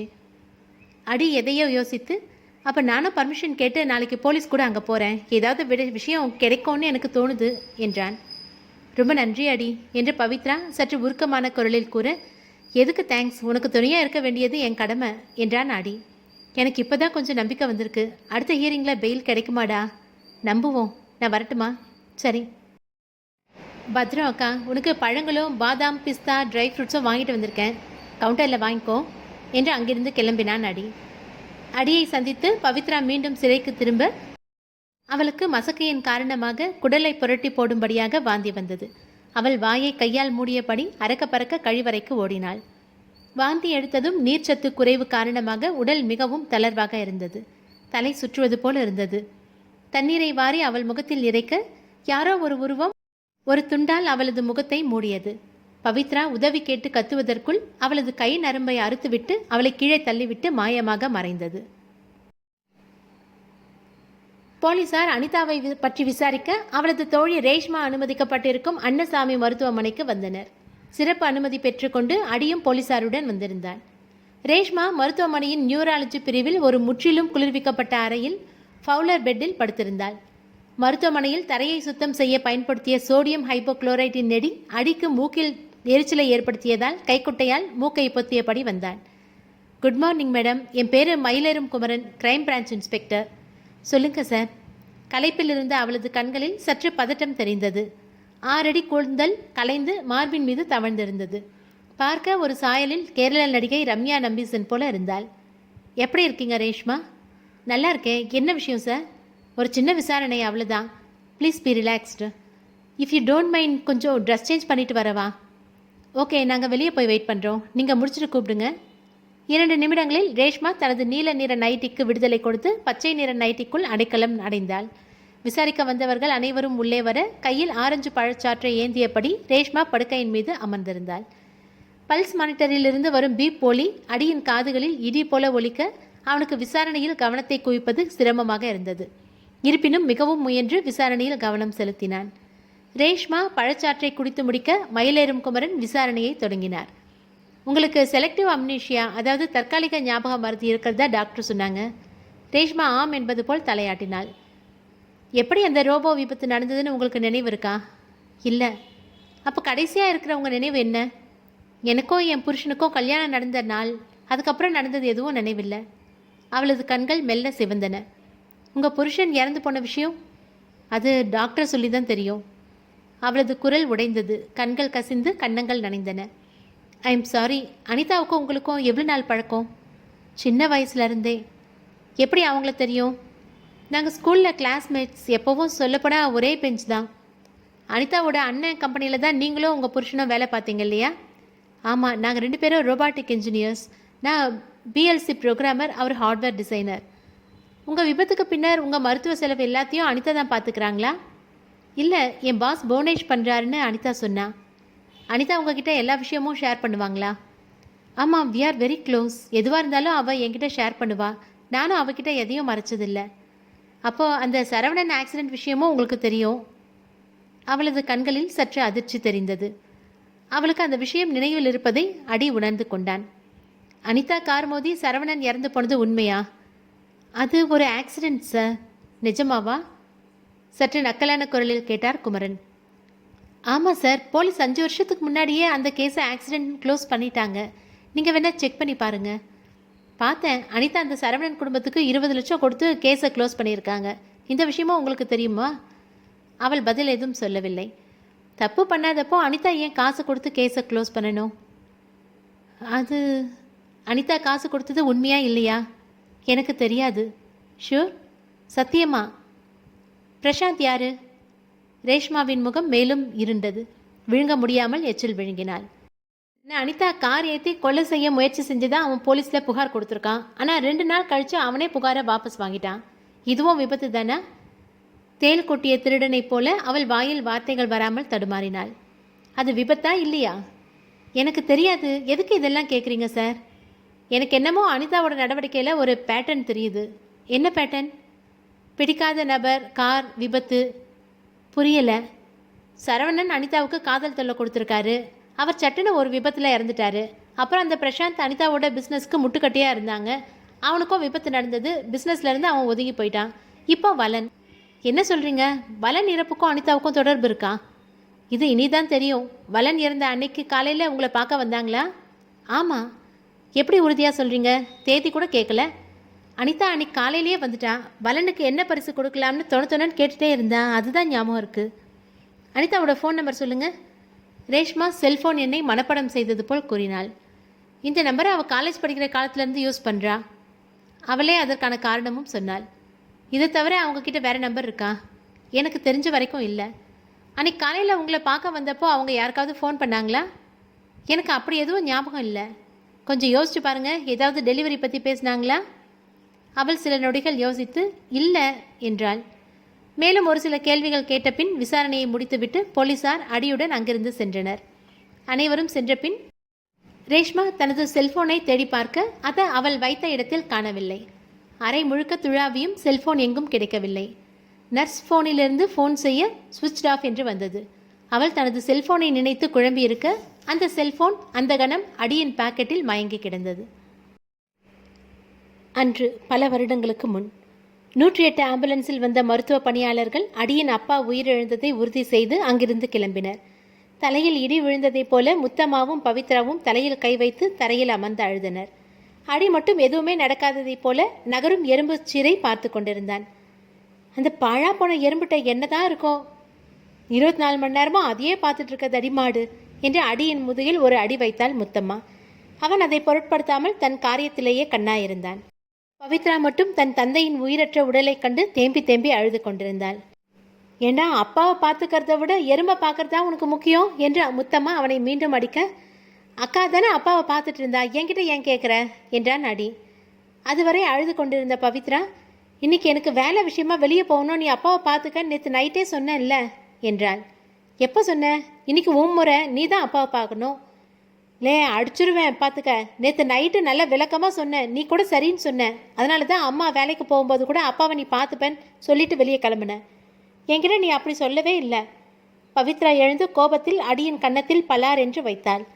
அப்பாவை பார்க்காதது மட்டும் இல்லாமல் பொய் வேற சொல்றியா என்று பவித்ரா கத்த, நான் பொய் சொல்லலை என்றான் அடி. அம்மா இவன் பொய் சொல்கிறான், சத்தியமா நான் இவன்கிட்ட சொன்னேன் பவித்ரா அழுது கொண்டே கூறினாள். பொய் சொல்லாத, ஏம்ல இப்படி செஞ்ச என்று முத்தம்மா அடியிடம் கேட்க, அவ தான் பொய் சொல்லுகா என்று அடி உறுதியாக சொன்னான். வாயை மூடல, பெத்த அப்பனை விட உனக்கு செல்லுதான் முக்கியமா? மா நான் சொல்கிறத நம்பு. நீ என்ன சொன்னாலும் நம்ப மாட்டேன். நீ செல்லை பார்த்துட்டே இருந்திருப்ப. நான் கூடும்போது கூட காதில் என்ன இழவியோ மாட்டிகிட்டு இருந்தியே. கல்லை எரிஞ்சு தான் உன்னை கதவு திறக்க வச்சேன். அக்கா வீட்டில் அப்பா கூட இருக்கான்னு நினச்சி தான் செல்லை பார்த்துட்டு இருந்தேன். பொய். ஆக்சிஜன் சிலிண்டர் தீந்து போய் அந்த மனுஷன் மூச்சு திணற செத்துருக்காரு. நீ தான் அவர் சாவுக்கு காரணம், கொலைக்கார பாவி. அடியின் காதுகளில் அந்த வார்த்தைகள் இடி போல விழுந்தன. இன்று அக்கா அக்கா மயக்கத்திலிருந்து சற்று முன் கண் திறந்த பவித்ராவை பார்த்து கேட்டான் அடியார் கண்பன். கண்கள் கலங்கிய நிலையில் அவர்களின் தாயார் முத்தம்மாவும் உடன் இருந்தாள். பவித்ரா கழிவறையில் இரத்த வெள்ளத்தில் கிடந்ததைக் கண்டு சிறை காவலர்கள் அவளை அரசு மருத்துவமனையில் கொண்டு வந்து சேர்த்தனர். எப்படி இருக்காக்கா என்று அடி சற்று கவலையுடன் கேட்க, இருக்கேன் என்று மிகவும் மெல்லிய குரலில் கூறினாள் பவித்ரா. எப்படி இதாச்சு? தெரியலம்மா, முகம் கழுவ பாத்ரூமுக்கு போனேன். திடீர்னு யாரோ வந்து பின்னாடி இருந்து என்னை அழுத்தி பிடிச்சாங்க. நான் தடுக்க முயற்சி செஞ்சேன், ஆனால் அவங்க கையை கிழிச்சிட்டு ஓடிட்டாங்க என்றாள் பவித்ரா. அவள் கையில் போடப்பட்டிருந்த கட்டை பார்த்து மேலும் அழத் தொடங்கினாள் முத்தம்மா. நான் ஆளை பார்க்கல, நல்லா குண்டா இருந்தா, மாநிறம் அவ்வளோதான் தெரியும். கைதியா இல்லை யூனிஃபார்மில் இருந்தாளா? தெரியலடா, ரத்தத்தை பார்த்ததும் ஃபங்க் அவுட் ஆயிட்டேன். சரி சரி, ஸ்ட்ரெயின் ஆகாத. அம்மா குழந்தைக்கு எதுவும் என்று பவித்ரா தயக்கத்துடன் கேட்க, கெட்டதுலேயே ஒரு நல்ல நேரம், குழந்தைக்கு எதுவும் ஆவலடி என்றாள் முத்தம்மா. அவருக்கு விஷயம் தெரியுமா? என்ன ஆளடி அந்த மனுஷன், கட்டின பொண்டாட்டியே நம்ப மாட்டாரா? நான் உன்னை கத்தியால் குத்திட்டாங்கன்னு ஃபோன் பண்ண, காலை டக்குன்னு கட் பண்ணிட்டாரு. பவித்ரா கவலை தோய்ந்த முகத்துடன் பெருமூச்சு விட்டாள். அக்கா கண் திறந்ததோ உனக்கு சாப்பிட ஏதாவது கொடுக்க சொன்னார் டாக்டர். சாப்பிட என்ன வேணும்? ஏதாவது ஜூஸ் போதும். அம்மா உடுக்கு. அடி தரையை பார்த்தபடி கேட்க முத்தம்மா பதில் சொல்லாமல் அமைதியாக இருந்தாள். அம்மா உன்கிட்ட தான் கேட்குறேன். பவித்ரா நான் கொஞ்சம் வெளியே போய் நிற்கிறேன் என்று மேற்கொண்டு பேசாமல் உடனே வெளியே செல்ல ஏக்கத்தோடு அவள் செல்வதை பார்த்து நின்றான் அடி. அன்று இரவு. என்னடா மண்டையை இப்படி பிச்சிட்ருக்க, ஐன்ஸ்டீன் மாதிரி ஏதாவது கண்டுபிடிக்க போறியா? தலைமுடியை பிடித்து இழுத்து கொண்டிருந்த அடியை பார்த்து வந்ததும் வராததுமாக கேட்டாள் மதி. அவன் பதில் ஏதும் கூறாமல் மேஜையில் இருந்த ஒரு ஆண்ட்ராய்டு செல்ஃபோனை பார்த்து கொண்டிருந்தான். என்னடா இருக்கு அந்த ஃபோனில்? புது ஃபோனா? எப்போ வாங்கின? வாங்கலை, திருடினேன். நல்ல ஜோக்கு. திருடுற மூஞ்சி எப்பாரு? சத்தியமாக சொல்கிறேன். விளையாடாத அடி, நானே கடுப்பில் இருக்கேன். வா ஜெயின் ஹோட்டலுக்கு போய் மேத்தி பரோட்டா சாப்பிட்டு வரலாம். காட் ப்ராமிஸ், இதை நான் தான் திருடினேன். அடியின் குரலில் இருந்த உறுதியை உணர்ந்த மதி, என்னடா சொல்கிற, நிஜமாவே திருடினியா? யாரோட ஃபோன் இது என்று கேட்டாள். இன்றைக்கி அக்கா கேஸ் விஷயமா அந்த அனிதாவோட ஃப்ரெண்டு ரேஷ்மாவை விசாரிக்க போலீஸ் கூட விசாரணைக்கு போனேன். அப்போ அவள் ஃபோனை சுட்டுட்டேன். ஏண்டா? அவன் மேலே ஏதோ தப்பு இருக்கிறதா ஒரு கட் ஃபீலிங். அவன் ஃபோனில் ஏதாவது க்ளூ கிடைக்குமான்னு நினச்சேன். நீயாடா இப்படி பண்ண? போலீஸ் தெரிஞ்சால் என்ன ஆகும்? ஒருவேளை ஃபோனை காணோம்னு அவளே கம்ப்ளைண்ட் கொடுத்தான்னா? கொடுக்க மாட்டா. அவள் கண்ணில் போய் தெரிஞ்சது, பயம் தெரிஞ்சது, அவகிட்ட ஏதோ தப்பு இருக்குது. இப்போ கூட என்னால் நீ இப்படி செஞ்சேன்னு நம்ப முடியல. என்னாலேயும் தான். ஆனால் என்ன பண்ணுறது, எங்கள் அக்காவை காப்பாற்ற இதை தவிர வேறு வழி தெரியல. இவளை வச்சு இந்த ஃபோனில் இருக்கிற ஏதாவது துணுக்க வச்சு அந்த அனிதா தான் குற்றவாளி நிரூபிக்கணும். எப்படி? முதல்ல இந்த ஃபோனை அன்லாக் பண்ணணும். இது ஐஃபோன் இல்லை, ஆண்ட்ராய்டு. ரிச் ஸ்ட்ரீட் போனால் 10 வயசு பையன் கூட அன்லாக் பண்ணி கொடுப்பான். இருவரும் தாமதிக்காமல் உடனே பைக்கில் ரிச் ஸ்ட்ரீட்டை நோக்கி விரைந்தனர். அந்த ஃபோனில் கண்டிப்பாக அனிதாவுக்கு எதிரான ஆதாரம் இருக்கும் என்ற நம்பிக்கையில் அடி செல்ல, அதில் இருக்கும் ஆதாரங்கள் அவனை அதிர்ச்சியில் நிலைக்குலைய செய்ய போகிறது என்பதை அவன் அப்போது சற்றும் எதிர்பார்க்கவில்லை. என்ன மதியக்கா, எப்படிங்கிற? மதியை பார்த்ததும் சிரித்தபடி கேட்டான் அந்த 10 வயது இளைஞன். நல்லா இருக்கேன் ப்ரோ. மதி மற்றும் அடி இருவரும் ரேஷ்மாவின் செல்போன் லாக்கை திறக்க ரிச் ஸ்ட்ரீட்டுக்கு வந்தனர். இரவு 10 மணிக்கும் பரபரப்பு குறையாமல் எலக்ட்ரானிக் பொருட்கள் பரபரப்பாக விற்கப்பட்டு கொண்டிருந்தன. ஆட்கள் நடமாட முடியாதவாறு 2 சக்கர வாகனங்கள் சாலையை மறித்து கொண்டிருந்தன. மதியக்கா, ரொம்ப நாள் அப்புறம் இந்த பக்கம் ரூட்டை விட்டுருக்க. ஐஃபோன் எதுவும் வேணுமா? புது மாடல் வந்திருக்கு, வாங்குறியா? இல்லை, இந்த ஃபோன் லாக் ஆகிருக்கு, லாக்கை ஓப்பன் பண்ணணும். சுட்ட ஃபோனா சுடாத ஃபோனா? என்னடா அவையர் மாதிரி கேட்குற? இங்கே வரதில் 3/4 சுட்டது தான், அதான் கேட்டேன். சுடாத ஃபோன் தான்டா. வக்கீல் தொழில் டல் அடிக்குதுன்னு ஒருவேளை நீயும் இந்த தொழிலில் இறங்கிட்டியோன்னு நினச்சேன். பல்ல உடைப்பேன் ராஸ்கேல். என் ஃப்ரெண்டு ஃபோன்டா இது. லாக் பண்ணின பாஸ்கோட மறந்துட்டா அவ. மெய்யாலுமா? சத்தியமாக டைம் ஆகுது, தொண்ணு பேசாமல் சீக்கிரமாக ஓப்பன் பண்ணுறா. அவன் ஃபோனை வாங்கி, ஒன்றும் பிரச்சனை இல்லை, ஆண்ட்ராய்டு தான், ரீசெட் பண்ணி கொடுத்துருவா, 2 நிமிஷம் தான் ஆகும். ஃபோனில் இருக்க டேட்டா ரீசெட் பண்ணால் டேட்டா எல்லாம் போயிடும் என்று அவன் சொல்ல, டேட்டா ரொம்ப முக்கியம், அது டெலிட் ஆகாமல் அன்லாக் பண்ணணும் என்று கூறினான் அடி. அவன் அடியை உற்று பார்த்து, யாருக்கா இது, பாய் ஃப்ரெண்டா என்று கேட்க, மதி பதில் சொல்லாமல் புன்னகையே பதிலாக தந்தாள். ஜமாய், ஃபோனை அன்லாக் பண்ணால் மட்டும் போதுமா, இல்லை IMEI நம்பரை மாற்றணுமா? என்னடா சொல்கிற, IMEI நம்பரை மாற்ற முடியுமா என்று ஆச்சரியத்துடன் அவள் கேட்க, அதெல்லாம் அசால்ட்டாக பண்ணலாம், துட்டு மட்டும் கொஞ்சம் அதிகமாகும் என்றான் அவன். அதெல்லாம் வேணாம், அன்லாக் மட்டும் பண்ணு போதும். ஒரு 10-15 நிமிஷம் ஆகும், அப்படியே போய் ஒரு டீ அடிச்சிட்டு வாங்க. இருவரும் அங்கிருந்து செல்ல, அவன் செல்போனை தனது லேப்டாப்பில் இணைத்து open source Android recovery software ஒன்றின் மூலம் செல்போன் லாக்கை திறந்து அதில் இருந்த தகவல்களை ஒரு பென்டிரைவில் பதிவிறக்கம் செய்தான்.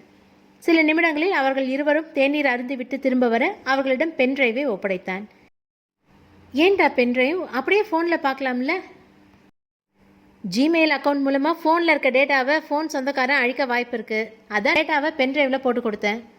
அவள் அதை கேட்டு திருவின முழிக்க, இது சுட்ட ஃபோன்னு நல்லாவே தெரியும், பயப்படாத என்று சிரித்தான் அவன். Thanks bro. 1000 ரூபா ஜிபே பண்ணுறக்கா. ரிச் ஸ்ட்ரீட்டிலிருந்து வீடு திரும்பியதும் இருவரும் பென்டிரைவை உடனே கம்ப்யூட்டரில் இணைத்து அதிலிருந்த தகவல்களை எல்லாம் ஆராய தொடங்கினர். மதி, உன் லேப்டாப்பை ஓப்பன் பண்ணு, அதில் இருக்கிற ஃபோட்டோ வீடியோ டேட்டா நீ செக் பண்ணு, ஆப்ஸு கான்டாக்ட்ஸு PDF வேர்டு மற்ற தகவல்களை நான் செக் பண்ணுறேன் என்று பென்டிரைவை மதியின் லேப்டாப்பிலும் பதிவிறக்கம் செய்து இருவரும் ஆராய தொடங்கினர். 2 மணி நேரம் இருவரும் தீவிரமாக ஆராய்ந்தும் எந்த தகவலும் கிடைக்கவில்லை. நீ நினைக்கிற மாதிரி ஒரு மண்ணாங்கட்டியும் இல்லைடா, 1000 கணக்கில் செல்ஃபி, 100 கணக்கில் இன்ஸ்டா ரீல்ஸ், அவ்வளோதான் இருக்குது என்று மதி புலம்ப, நானும் பார்க்குறேன், எதுவும் கிடைக்கல என்றான் அடி. பசிக்குதுடா, பான்கோழி பிரியாணி வேணும், வெங்காயம் நிறைய போட்டு முட்டை பொடி மாஸ் வேணும், ஆர்டர் பண்ணு ப்ளீஸ் என்று வெண்மதி சினுங்க அடி அவள் கேட்ட உணவுகளை ஆர்டர் செய்து வரவழைத்தான். எனக்கு என்னவோ இது ஒரு டெட் என்றுன்னு தோணுது என்று வான்கோழியின் காலை கடித்தவாறே மதி சொல்ல, இல்லை மதி, அவன் முகத்தில் பதட்டமும் பயமும் தெரிஞ்சது, கண்டிப்பாக இதில் அவளுக்கு சம்மந்தம் இருக்குது என்று உறுதியாக கூறினான். எப்பட்றா அவ்வளோ உறுதியாக சொல்கிறேன்? ரேஷ்மாவோட MRI ரிப்போர்ட்டை நான் சகுந்தலா டாக்டர்கிட்ட காட்டி ஒரு ஒப்பீனியன் கேட்டேன். அவங்களுக்கும் சந்தேகம் இருக்குது. என்ன சந்தேகம்? ரேஷ்மாவுக்கு அம்னீஷியா இருக்கிற வாய்ப்பு ரொம்ப குறைவுன்னு. வாட்? மூளையில் பைலேட்ரல் ஹிப்போகேம்பின்னு CA1 ஒரு பகுதி இருக்குது, அதில் மாற்றங்கள் ரத்த கசிவு எதுவும் பெருசாக இல்லையா. இதை ஒன்றை மட்டும் வச்சு உறுதியாக சொல்ல முடியாதுனாலும் அம்னிஷியா இருக்கிற வாய்ப்பு ரொம்ப கம்மின்னு சந்தேகமாக இருக்குன்னு டாக்டர் சகுந்தலா சொன்னாங்க. சரி, சாப்பிட்டதுக்கு அப்புறம் இன்னொரு முறை நல்லா செக் பண்ணுவோம். நீ சொன்னதுக்கப்புறம் எனக்கும் டவுட் வருது. சாப்பிட்டு முடித்ததும் இருவரும் மீண்டும் லேப்டாப்பில் ஆராய யாரோ காலிங் பெல்லை அடிக்கும் மொழி கேட்டது. நீ இரு, நான் போய் பார்க்குறேன் என்று அடி சென்று கதவை திறக்க அவனது அம்மா முத்தம்மா அங்கே நின்று கொண்டிருந்தாள். அம்மா, அடியின் குரல் சற்று கரைந்தது. ஏன் வெளியே நிற்கிற, உள்ள வாம்மா. அவள் பதில் சொல்லாமல் அமைதியாக நின்றாள். என்ன ஆச்சு, ஏன் பேச மாட்ற? உள்ள வா முதல்ல. என் பொண்ணு சீக்கிரம் வெளியே வரணும், என் பேரப்புள்ள ஜெயிலுக்குள்ளே பிறக்கக்கூடாது என்று அவள் கனமான குரலில் கூற, அக்காவை வெளியே கொண்டு வர வேண்டியது என் பொறுப்புமா என்றான் அடி. ஒரு தடவை உன்னை நம்பி ஏமாந்துட்டேன், இந்த முறையும் வேறு வழி இல்லைன்னு உங்ககிட்ட வந்திருக்கேன். அம்மா, கண்டிப்பாக அக்கா வெளியே வருவா.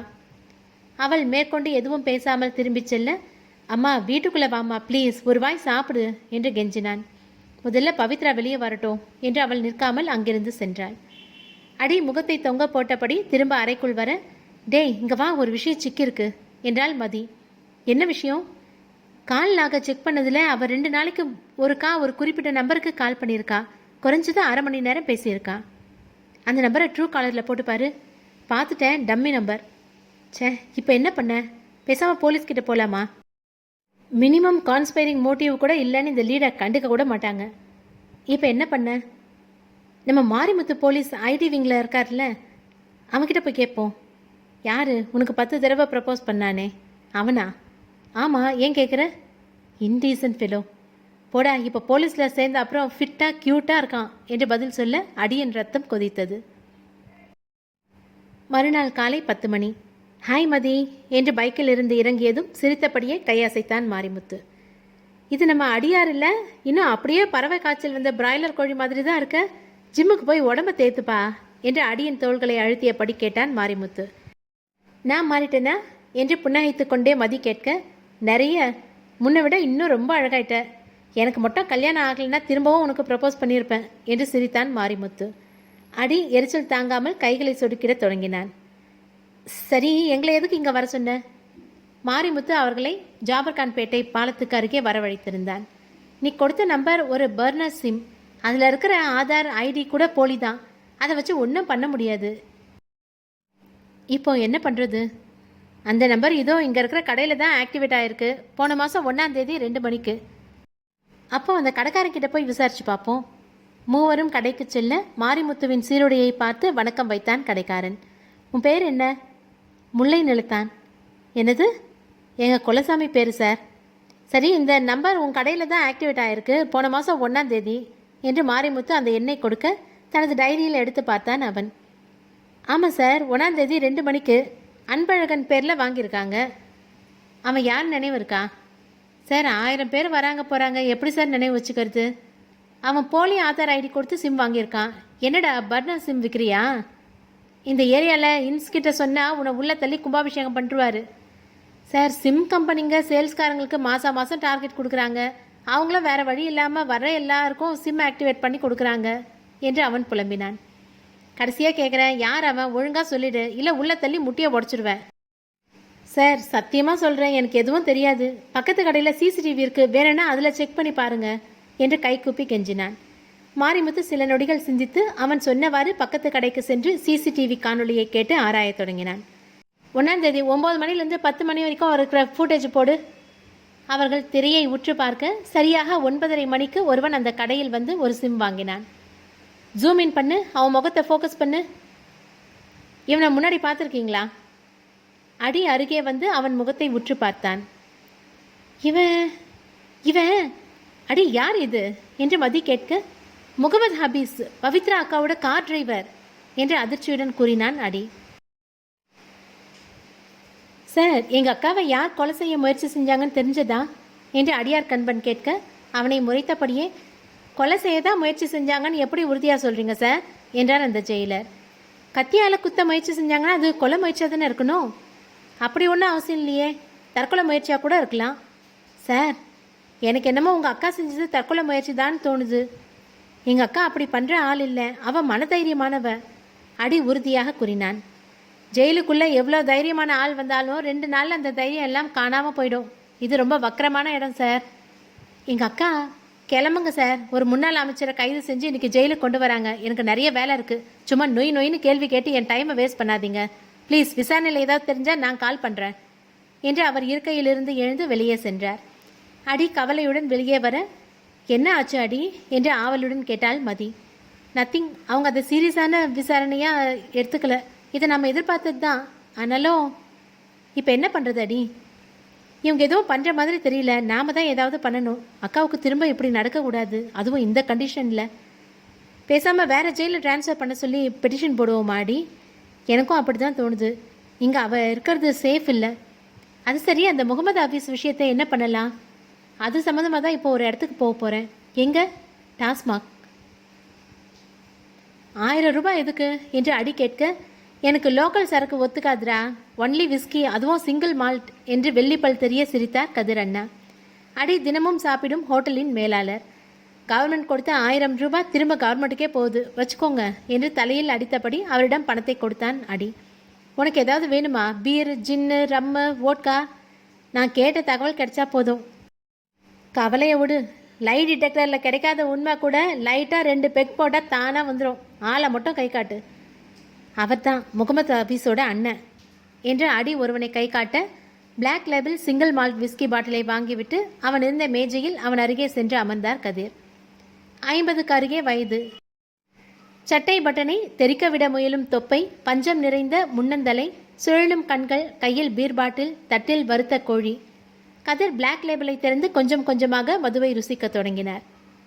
ஹலோ பிரதர் என்று கதிர் அவனுக்கு வணக்கம் வைக்க, அவனும் பதிலுக்கு வணக்கம் வைத்தான். அவனது கையில் இருக்கும் காலியான பீர் பாட்டிலை கண்டு, என்ன பாஸ் முடிஞ்சுதா என்று கதிர் கேட்க, இல்லை இது ஃபர்ஸ்ட் ரவுண்டு தான் என்றான் அவன்.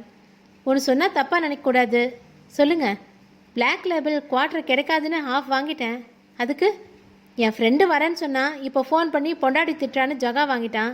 என்னால் இதை தனியாக காலி பண்ண முடியாது, கம்பெனி கொடுங்களேன் ப்ளீஸ். அவன் சில நொடிகள் சிந்தித்து ஆம் என்பது போல் தலையாட்டினான். என் பேர் கதிர், என் பேர் அக்பர். பிளாக் லேபிள் கொஞ்சம் கொஞ்சமாக இருவருக்குள்ளும் சென்று செம்புலம் சேர்ந்த நீர் போல இரத்தத்துடன் ஆல்கஹால் 2 கலக்க இருவரின் நாக்குகளும் சிந்தைகளும் தள்ளாடத் தொடங்கின. சில நிமிடங்களுக்கு அரசியல், சினிமா, விளையாட்டு என பல தலைப்புகளில் உளறிய பின், அக்பர் பிரதர், ஒன்று மட்டும் சொல்கிறேன், எவனையும் நம்பிடாதீங்க என்று விஷயத்துக்கு வந்தார் கதிர். ஏன்? என் கூட பிறந்த தம்பி நம்பி கடன் கொடுத்தேன், 2 லட்சம் மொத்தமாக கொண்டு போயிட்டான். கதிர் கதை அளந்தார். அப்புறம் என்ன ஆச்சு? படுபாவி, அவன் கஷ்டப்படும் போது நான் உதவி செஞ்சேன், ஆனால் நான் கஷ்டப்படுறப்போ அவன் வரல என்று கதிர் கூற, எல்லா தம்பிங்களும் இப்படி தான் போல என்று அக்பர் தடுமாறியபடி கூறினார்.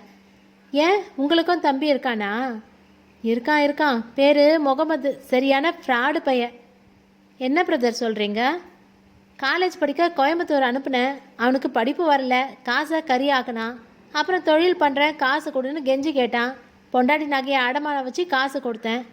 அக்பரின் தலை தள்ளாடியது. அப்புறம் பேமானி ஆன்லைனில் ரம்மி ஆடி என் காசை கரைச்சிட்டான்.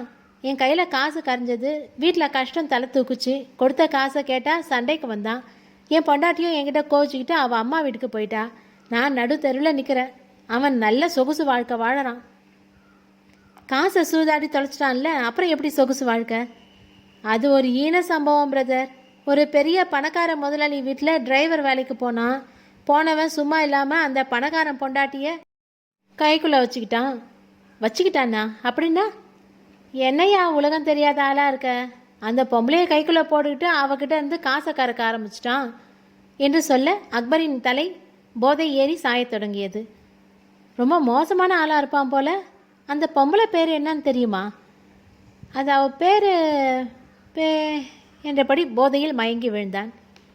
மீண்டும் ரிச் ஸ்ட்ரீட்டுக்கு வெண்மதியை பைக்கில் அழைத்து கொண்டு வந்தான் அடி. இப்போ எதுக்கு நான் என்ன அவசரமாக இங்கே கூட்டிகிட்டு வந்திருக்கேன்? பைக்கில் இருந்து இறங்கிய மதியின் கேள்விக்கு பதில் சொல்லாமல் அடி அவளையே உற்று நோக்கி கொண்டிருந்தான். வெண்மதி அன்று வான் நீல நிறத்தில் இருந்த சிக்கங்கரி புடவையை ஃப்ளோட்டிங் ஸ்டைலில் சீராக உடுத்தியிருந்தாள். அவள் வழக்கமாக அணியும் இங்கிலீஷ் லாவெண்டர் டியோவை அணியாமல் ஆப்கன் ரோஸ் டியோவை அணிந்தது அடிக்கு சற்று உறுத்தலாக இருந்தாலும் அஞ்சனம் தீட்டிய அவளது கண்களின் அழகில் அந்த உறுத்தல் காணாமல் போனது. என்னடா பதில் சொல்லாமல் என்னையே பார்த்துட்ருக்க? முகமது ஹபீஸ் பற்றி விசாரிக்க தான்.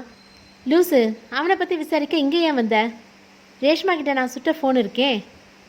ஆமாம், அதுலேருந்து ரேஷ்மா பேசுகிற மாதிரி முகமது ஹபீஸ்க்கு கால் பண்ணி விசாரிப்போம். என்னடா சொல்கிற? குரலை வச்சு அவனுக்கு சந்தேகம் வராதா? இது ஒரு வைல்ட் ட்ரை தான். ட்ரை பண்ணுவோம், வந்தால் மலை, போனால் மண்ணாங்கட்டி. பேசாமல் இந்த லீடை போலீஸ்கிட்ட சொல்லி விசாரிக்க சொல்லலாம்ல. இந்த லீடு எனக்கு எப்படி கிடைச்சதுன்னு போலீஸ்கிட்ட நான் என்ன சொல்ல? அதை விட ரேஷ்மா முகமது ஹபீஸ்க்கு ஃபோன் பண்ணியிருக்கான், அது மட்டும்தான் நமக்கு தெரியும். அதுக்கும் வலன் கொலைக்கும் என்ன சம்மந்தம்னு போலீஸ் கேட்டால் என்ன சொல்கிறது? அதுக்காக நாம் இப்படி இல்லீகல் வழியில் பண்ணுறது சரியா? அக்காவை காப்பாற்ற நான் எந்த வழியிலையும் முயற்சி பண்ண தயாராக இருக்கேன் மதி. ஒரு தடவை அவள் ஆபத்துலேருந்து உயிர் தப்பிச்சா, இன்னொரு முறை அந்த மாதிரி ஆகிறதுக்குள்ளே அவளை வெளியே கொண்டு வரணும். சரிவா, போய் விசாரிக்கலாம். ஏக்கோ எப்படிங்கிற? சாரி உனக்கு டக்கராகுது. நேற்று மொபைல் கடையில் இருந்த அதே இளைஞன் மதியை பார்த்து கூற, ஒரு ஹெல்ப் பண்ணும் ப்ரோ என்றாள் மதி. என்ன மேட்டரு, திரும்பவும் எதனா ஃபோனை அன்லாக் பண்ணுமா? இல்லை, நேற்று அந்த ஃபோனில் ஒரு சிம் இருந்ததில்ல, அதுலேருந்து ஒரு கால் பண்ணணும். இந்தா புடி என்று அவன் அந்த சிம்மை அவளிடம் கொடுக்க, அவள் அதை தன் செல்போனில் பொருத்தி முகமது ஹபீஸ்க்கு அழைப்பு விடுத்தாள். ஆனால் அந்த சிம் டீஆக்டிவேட் செய்யப்பட்டுள்ளது என்று IVRS கூறியது. சிம் டீஆக்டிவேட் பண்ணிட்டா என்று மதி சற்று கவலை தோய்ந்த குரலில் கூற, ஷிட் ஷிட் என்று அடி கோபம் பொங்க சொடுக்கிட தொடங்கினான். ரிலாக்ஸ் அடி, வேற ஏதாவது வழியில் முயற்சி பண்ணுவோம். வேற என்ன வழி இருக்குது? எல்லா வழியும் டெட் எண்டாக போய் தான் முடியுது. டென்ஷன் ஆகாத, கூல் என்று மதி அவனது கைகளை பற்றி ஆறுதல் கூறினாள். என்ன ஆச்சு? ஏன் ப்ரோ அப்செட் ஆகுறாரு? இந்த சிம்மை வச்சு தான் ஒரு கேஸ்க்கு லீடு இருந்தது, அது இல்லாமல் இப்போ என்ன பண்ணுறதுன்னு தெரியல. அவன் சில நொடிகள் ஏதோ சிந்தித்தான். என்னாண்ட ஒரு வழி இருக்குது, ஆனால் மாட்டினா டங்கு டார் ஆயிடும். என்ன வழி? சிம்மை டீஆக்டிவேட் பண்ணின 15 நாள் வரைக்குமே அந்த நம்பர் இன்ஆக்டிவாக தான் இருக்கும். எதுக்கு? அதாவது 15 நாளுக்கு அப்புறம் தான் அந்த நம்பர் வேறு ஒருத்தருக்கு அலாட் ஆகும். அப்படின்னா அந்த நம்பரை திரும்ப ஆக்டிவேட் பண்ண முடியுமா? நம்மளால் முடியாது, ஆனால் அந்த சிம் கம்பெனிக்காரனால் முடியும். உனக்கு அந்த சிம் கம்பெனியில் யாரையாவது தெரியுமா? எங்கள் மாமாவுக்கு தெரியும். அவருக்கு ஒரு 5000 ரூபா வெட்டு, 5 நிமிஷத்தில் சிம் ஆக்டிவ் ஆகிடும். அடி பணத்தை ஜிபே மூலம் பரிமாற்றம் செய்ய சிம் மீண்டும் ஆக்டிவ் ஆனது. அதை அவன் ஒரு பர்னர் ஃபோனில் பொருத்தி முகமது ஹபீஸின் எண்ணுக்கு அழைப்பு விடுத்தான். அழைப்பு சில நொடிகளில் ஏற்கப்பட ரேஷ்மா பேசுவது போல் வெண்மதி பேச ஆரம்பித்தாள். ஹலோ. என்ன மேடம், எவ்வளோ நேரம் உங்கள் காலுக்காக வெயிட் பண்ணுறது? நேற்று ஜெமினி லேபில் ரிப்போர்ட் வாங்கி உடனே உங்கள் வாட்ஸ்அப்பில் அனுப்புனேன், ஆனால் மெசேஜ் டெலிவரி ஆகல. ஃபோன் பண்ண சுவிட்ச் ஆஃப் வந்தது. அது ஹலோ, உங்கள் குரல் ஏன் ஒரு மாதிரி இருக்குது? உடம்பு சரியில்லை. சரி, இப்போ என்ன பண்ண? அது என்ன ரிப்போர்ட் வாங்கினதா சொன்னீங்க? அவன் சந்தேகம் கொண்டு உடனே அழைப்பை துண்டித்தான். ஷிட், காலை கட் பண்ணிட்டான் என்று மதி எரிச்சலுடன் கூற, வண்டியில் ஏறி உடனே கிளம்பணும் என்றான் அடி. எங்க? ஜெமினி லேபுக்கு. குற்றவாளியை நாம் நெருங்கிட்டோம். அன்று காலை முழுவதும் அடியார் கண்பன் முகமது ஹபீஸை தேடி அவனது வீடு, அவன் அண்ணனின் வீடு, அவன் வேலை செய்யும் புவனேஷின் வீடு, அவன் அடிக்கடி புழங்கும் இடங்கள் என அனைத்து இடங்களிலும் தேடி அலைந்தான். ஆனால் மாலை 5 மணி ஆகியும் அவன் இருக்கும் தடம் கூட எங்கும் கிடைக்கவில்லை. முகமது ஹபீஸ் தான் மாட்டிக்கொண்டதை உணர்ந்து கொண்டு போலீஸில் அகப்படாமல் தலைமறைவாகிவிட்டதாக அடி கருதினான். இதற்கு மேலும் காலம் தாழ்த்த வேண்டாம் என்று உடனே வலன் கொலை வழக்கை விசாரிக்கும் இன்ஸ்பெக்டர் மயிலேறும் குமரனிடம் சென்று நடந்த நிகழ்வுகளை விளக்கி கூறினான். அவர் உடனடியாக முகமது ஹபீஸை தேடி கண்டுபிடிக்க தனிப்படை ஒன்றை அமைத்து மாவட்ட எல்லைகளில் இருக்கும் சோதனை சாவடிகள், ரயில் நிலையங்கள், விமான நிலையங்கள் ஆகியவற்றையும் முடுக்கிவிட்டார். அது மட்டுமில்லாமல் ரேஷ்மாவுக்கும் முகமதுக்கும் இருக்கும் சம்மதத்தை இன்ஸ்பெக்டருக்கு அடியார் கண்பன் விளக்கி கூற அவருக்கும் ரேஷ்மாவின் மீது இருந்த சந்தேகம் அதிகமானது. உடனே அடியை அழைத்து கொண்டு ரேஷ்மா அனுமதிக்கப்பட்டிருந்த அன்னசாமி மருத்துவமனைக்கு விரைந்தார். கோவிட் வந்த ரம்யா நம்பீசனை போல மாஸ்க் அணிந்து கொண்டு படுக்கையில் உட்கார்ந்து ஜூஸ் குடித்தபடி எ கேம் ஆஃப் த்ரோன்ஸ் என்ற ஆங்கில நாவலை படித்து கொண்டிருந்தாள் ரேஷ்மா. மயிலேறும் குமரனை கண்டதும் புத்தகத்தை கீழே வைத்து சற்று அதிர்ச்சியாக பார்த்தாள். என்ன மேடம், எப்படி இருக்கீங்க என்று குமரன் கேட்க, நல்லா இருக்கேன் என்று எழுந்தாள். என்ன ஞாபகம் இருக்கா, இல்லை அம்னிஷியாலாம் மறந்துட்டீங்களா? ஏன் இப்படி கேட்குறீங்க? 2 நாள் முன்னாடி தானே பார்த்தேன். இட்ஸ் ஓகே, அன்றைக்கி ஒரு சில கேள்விகள் கேட்க மிஸ் பண்ணிட்டேன், அதை இன்றைக்கி கேட்கலான்னு வந்திருக்கோம், கேட்கலாமா? ரேஷ்மாவின் கண்கள் சுழன்றன. ரொம்ப தலை வலிக்குது, இன்னொரு நாள் வரீங்களா ப்ளீஸ்? தலைவலியா? அச்சிச்சோ, ஏற்கனவே அம்னிஷியா வேறு இருக்குது, இப்போ தலை வேறு வலிக்குது. இதை லைட்டாக எடுத்துக்கூடாது மேடம். என்ன சொல்கிறீங்க? இல்லை மேடம், ஒரு செக்கப் பண்ணி பார்த்துக்கலாம் என்று குமரன் சொல்ல, சார் எம்ஆர்ஐ பண்ணால் இன்னும் கிளியராக தெரியும் என்றான் அடி. ஆமாம் இல்லை மேடம், உடனே கிளம்புங்க, ஒரு எம்ஆர்ஐ டெஸ்ட் எடுப்போம், உங்கள் சேஃப்டி தான் நமக்கு முக்கியம் என்று குமரன் உறுதியாக கூறினார். எதுக்கு எம்ஆர்ஐ எல்லாம்? இது சாதாரண தலைவலி தான், ஒரு ப்ரூஃபன் போட்டால் போதும். நோ, அப்படிலாம் லைட்டாக எடுக்கக்கூடாது.